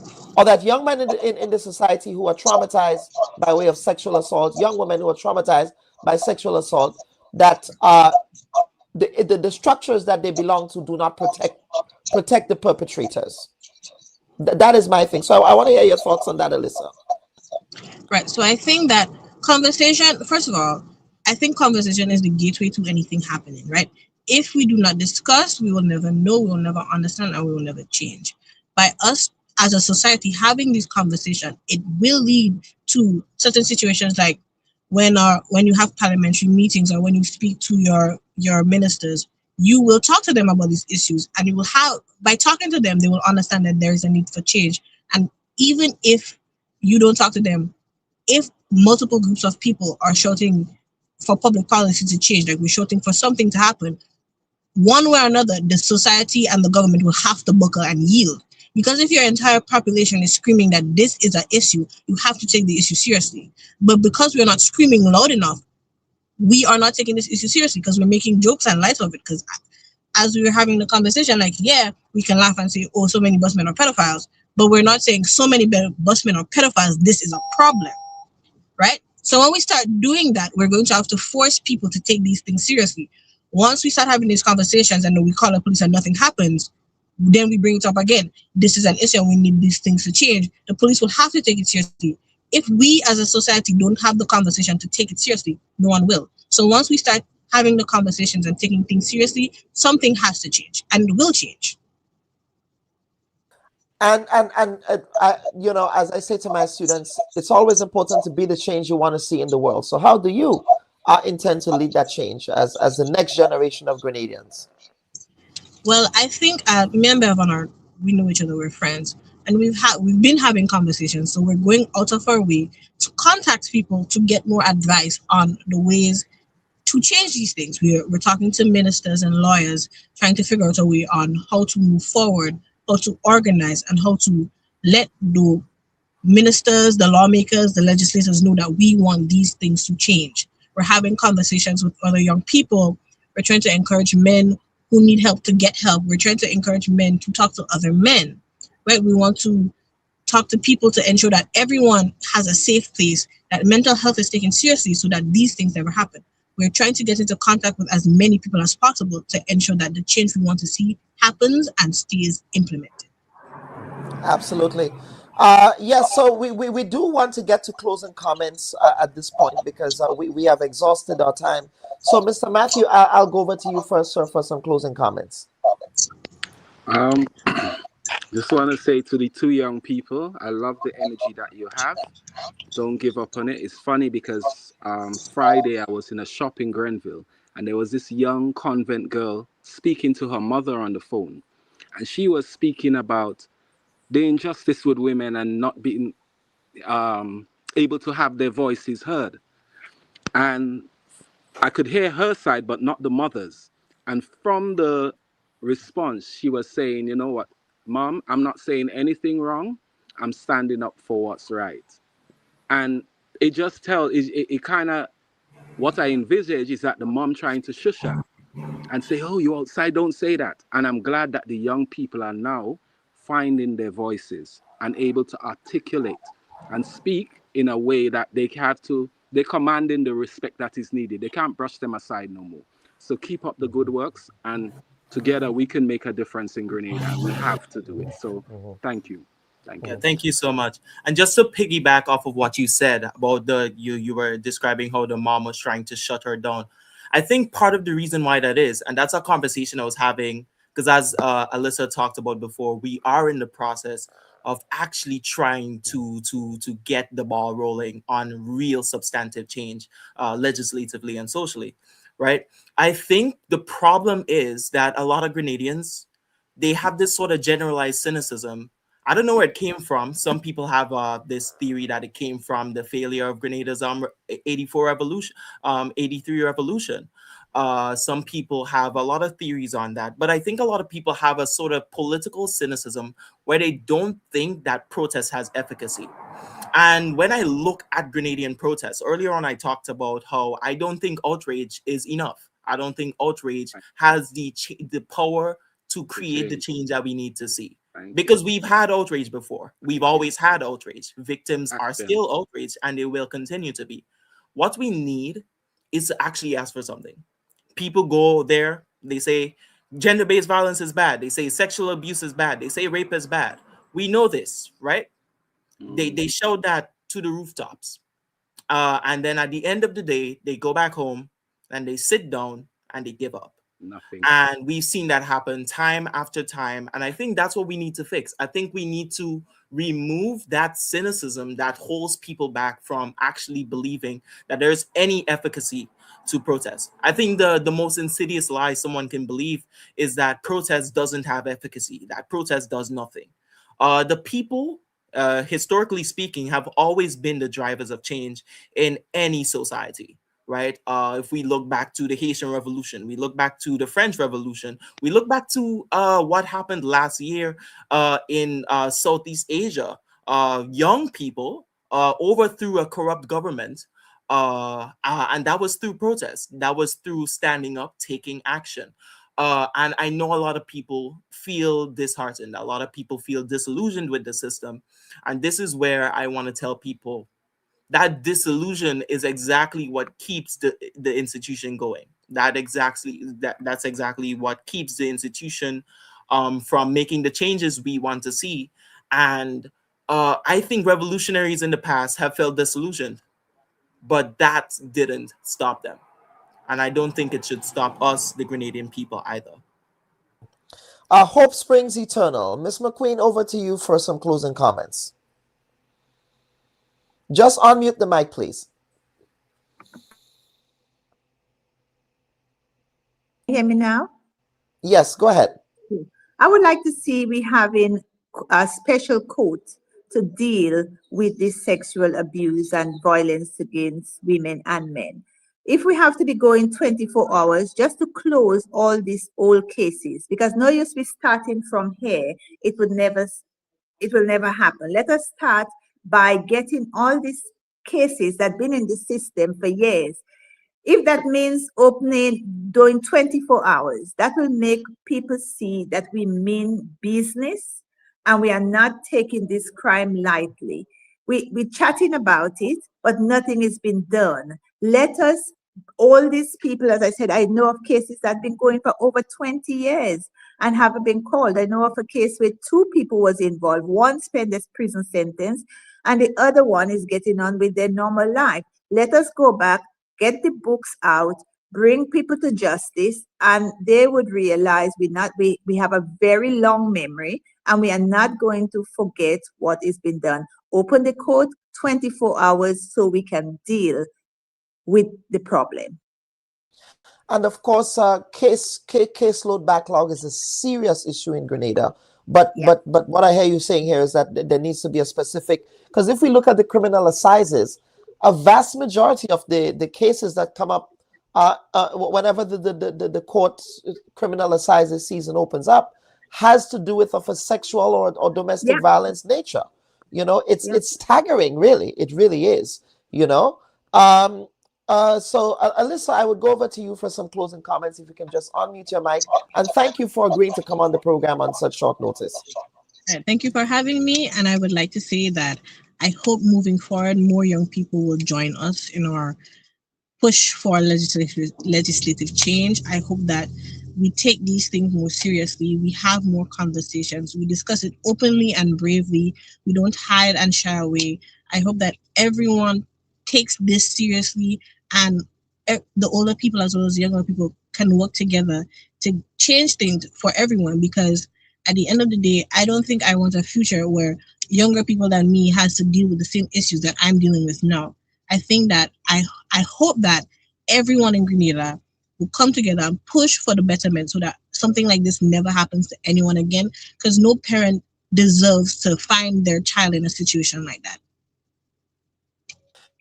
And for you young people as well, you know, you should not have to be, especially for young women, both men and women, but for young women in particular in this context, should not have to be catcalled, should not have to be called ting, you know, should not have to feel as if when you go to your parents to complain that, you know, your uncle or your dad is abusing you, that mom will say, well, just leave it alone.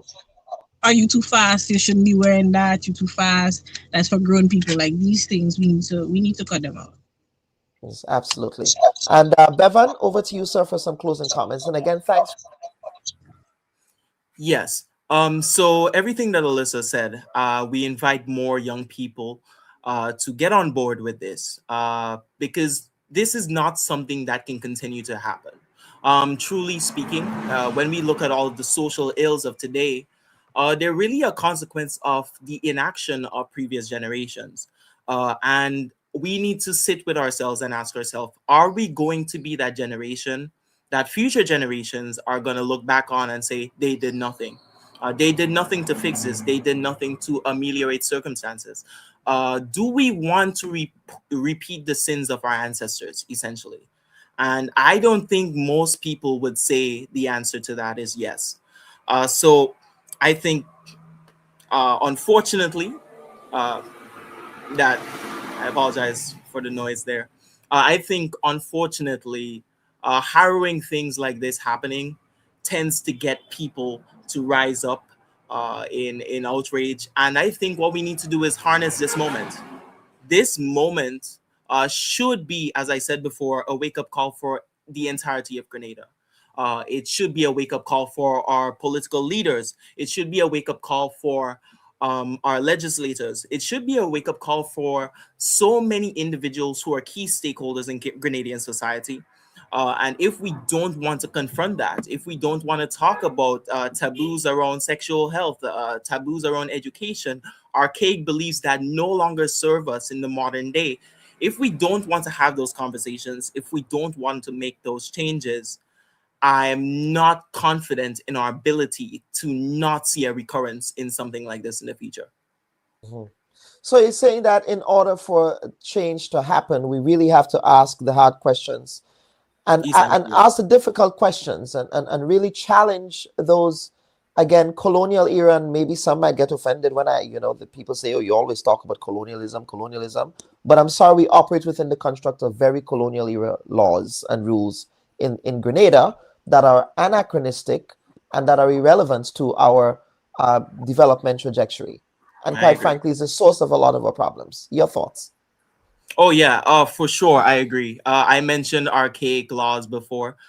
We've talked about even some of the penalties that we have for say rape. Things like arson. We have this sort of hierarchy for crimes, right?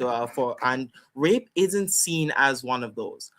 People may say that it is considered a serious offense. Serious is a relative term, right? Sure, you can say that because you think it's a serious offense, but our legal system doesn't. It's probably rated as like a medium tier offense. Capital murder, and I'm not here to opine on which bad thing is more bad, because I think they should all be on that same category. And I think that manifests in things like rape legislation, the maximum sentence, if I remember correctly, being 30 years. Why can't we see a life sentence as a maximum? I'm not saying that should be applied to every case, but these are conversations we could be having with lawmakers. These are things we can touch on. We can talk about, okay, this particular law that was made under British colonial rule, does it apply to Grenada in 2026 in the midst of the technological revolution? And I don't think for a lot of these laws, it applies anymore. I don't think those things serve modern Grenadians. I don't think it serves Grenadian youth. And I don't think it's feasible in the long term as we try to move forward as a nation. I just wanted to pick up quickly on something you said. Like, I'm really enjoying. You have a very impressive mind. I'm really enjoying this. In respect of the definitions of rape, are there any other in your examination of it as a layman? Obviously, none of us here are lawyers, but in the definition of rape, what are some other parts of that law, that legislation that you see is problematic? Yeah, so I have been looking at other models from around the world. I'm not sure if all of the viewers are familiar, but there was a landmark case in France about a year ago involving Giselle Pellico. And in that case, after the ruling, France changed their rape legislation entirely. And they redefined a lot of definitions, including the definition of sexual assault. And they made it into a consent-based model, right? What does that mean, right? Of course, a lawyer can probably give more context than I can. But what that essentially means is that consent needs to be clearly defined. Now, I've gone through the criminal code, and from what I've seen so far, not saying that it's not in there, what I've seen so far, we don't have a clear, strict definition of what consent is and what consent entails. Now, I think we all have a general baseline understanding, and of course, legislators and a judge, for example, I'm sure they're going to use their discretion in the circumstances that require it to apply the word consent in a sensible way. But the fact is, we don't have, well, at least to my knowledge, a clear definition of consent enshrined in the law, right? We have stipulations surrounding consent. We have the age of consent. We have this and that. But what does consent mean, right? And I think consent, right, isn't just the absence of a yes. I think consent is something that entails a lot more than that, right? We to be fair to the Grenadian laws, we do have stipulations around coercion or surprise, so that's good for us. But I really do think we need to add more things to the criteria here. I really think that we need to revise the laws and the institutions that allow people to get away with these things, allow lawyers to finagle their way through the loopholes and get people away on charges that they otherwise should not be allowed to get away on. And of course, that also ties into, I don't think the legislative change on its own is enough, right? Because the legislative change is after the fact, is after the harm has been done, right? I think my core ethos here has always been one of prevention is better than the cure, right? I think as one of the first things I said is we need to focus on the youth. We need to focus on the children. We need to focus on education, and that isn't just a fancy frilly sentiment. This has to be something that we are actively pursuing in the Ministry of Education, Ministry of Social Development, from the very highest offices in our country. We need to be pushing this. We need to be putting this into our curriculums in schools, right? We need to have this, and we need to have these conversations, and we need to start allowing our kids to breathe. We need to start creating a space where our kids can grow up safe.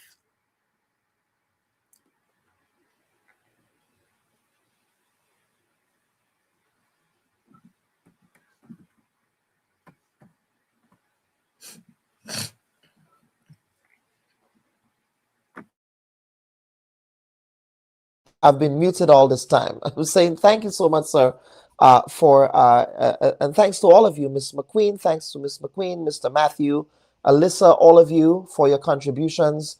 Last week we had the folks from Gina O'Hare. We had Miss Elaine Henry McQueen, as well as Ruggles Ferguson, and of course broadcaster Runa Neptune. Of course, we want to thank all of you again. Our commitment here, as we have done in the past on the Bubb Report, is to continue to have those conversations, not only when incidents like these happen. If you go back to throughout the history of the inception of this program, we have held several panels. We've had several conversations on gender-based violence. We've had the Friends of the Mentally Ill here. We've had the Grenada Association for Retired Persons here, speaking of the plight of elderly citizens and the dangers that they face in Grenadian society as being an especially vulnerable population. We have had conversation with men and mental health. We've had conversations on other issues around gender-based violence. So this is something that we will continue to do, because this is a perennial, deeply entrenched issue in Grenadian society. And last week, I got very passionate about this because this is not only one too many, this is just too many. Too many families are traumatized. Too many families are suffering in silence. Too many families across Grenada are in abusive households where structures in those households, structures in the society, enable a permission structure for that type of violence and abuse to continue. And as a society, as Bevan articulated, there are deeply entrenched norms. I don't want to call them values. I would not call those values, really. Deeply entrenched norms that perpetuate these cycles of violence, that perpetuate these cycles of abuse, that perpetuate these cycles of secrecy. And, sometimes I have to ask myself the question about the sex offenders registry. Why was it not published? Why was it not enacted in Parliament? That is something that boggles the mind. Is it that we are worried about who will be appearing on the sex offenders registry? I don't care who it is. It could be my uncle, my aunt, my parents. If you're a sex offender, if you're engaging in that type of objectionable conduct, you need to be held accountable. There's no excuse for violating a person in whatever way. So, folks, there is a lot. Again, for me, this is not about being reactive. Again, that is not what I'm guided by in respect of my journalism. And for me, it's about looking at the substantive solutions that can be implemented. And we will be watching the space. On a final programming note, we did extend an invitation to the government of Grenada to send representatives to this week's program and last week's program as well. I'm still waiting to hear from the government of Grenada on who they will be sending for this conversation, because Grenadians need to know that there will not be another violent, mentally ill person being released from the Richmond Hill prison who will then be made to commit another violent act against a vulnerable person in society. We need to know the metrics, the metric and the methodology that this prison board uses to determine early releases, and whether or not you have clinical therapists, clinical mental health experts on the board, right? I think those are extremely important questions, very critical questions that we need to ask. Who constitutes the board? Who determines who sits on that prison review board to determine who gets released? What happens after release, right? Are we having conversations about setting up halfway houses for those who are deemed mentally ill and are sent to Richmond Hill Prison? What happens to them when they are released? Are they just released on their own recognizance in this society and are left to do whatever? Or have we thought about halfway houses? Have we thought about using this New Carlton Center as also a halfway house, sort of a transition facility for the criminally mentally ill? So again, folks, this is so heavy and there's so much layers to this. And again, in all of this, I want us to remember that a family in Crochu Cafe, Aleandra Lett-Hypolite's family, they're hurting, they're suffering. The family of the lady who was raped also in that community is suffering. And the other young lady who was also he attempted to assault this young lady, but based on my understanding is someone saw what he was doing and he ran away, and they brought this young lady to the hospital. So an entire community has been traumatized by all of this. So folks, I want to take this opportunity to thank all of you, viewers and listeners, for your spirited participation on today's program. I do apologize for not getting to all of your questions and comments as I usually do, but I felt it was important for our panelists and our guests on today's program be as ventilated as much as possible in the expressions they articulated. So again, on behalf of my producer, I'm your humble host, Dr. Kellen Bubb. We're going to see you next week for another installment, and we will be continuing this conversation because next week we'll have an entire conversation on the mental health angle of this ongoing story. So folks, again, this is the Bubb Report. Thank you all for your participation. We'll see you next week again. Take care. Bye-bye. Hi, everyone. The Bubb Report is committed to being fearless, balanced, and independent, bringing you the stories that matter most without compromise. Now do us a favor. Remember to like this video and subscribe to our channel. Hit the bell so you never miss an update. You can also watch us on GBN TV every Wednesday at 5 p.m. Catch us on WPG10 television every Sunday at 8 p.m. Your support helps us to keep journalism free from bias and influence. And together, we can make sure every voice is heard and every fact is verified. Thanks for watching.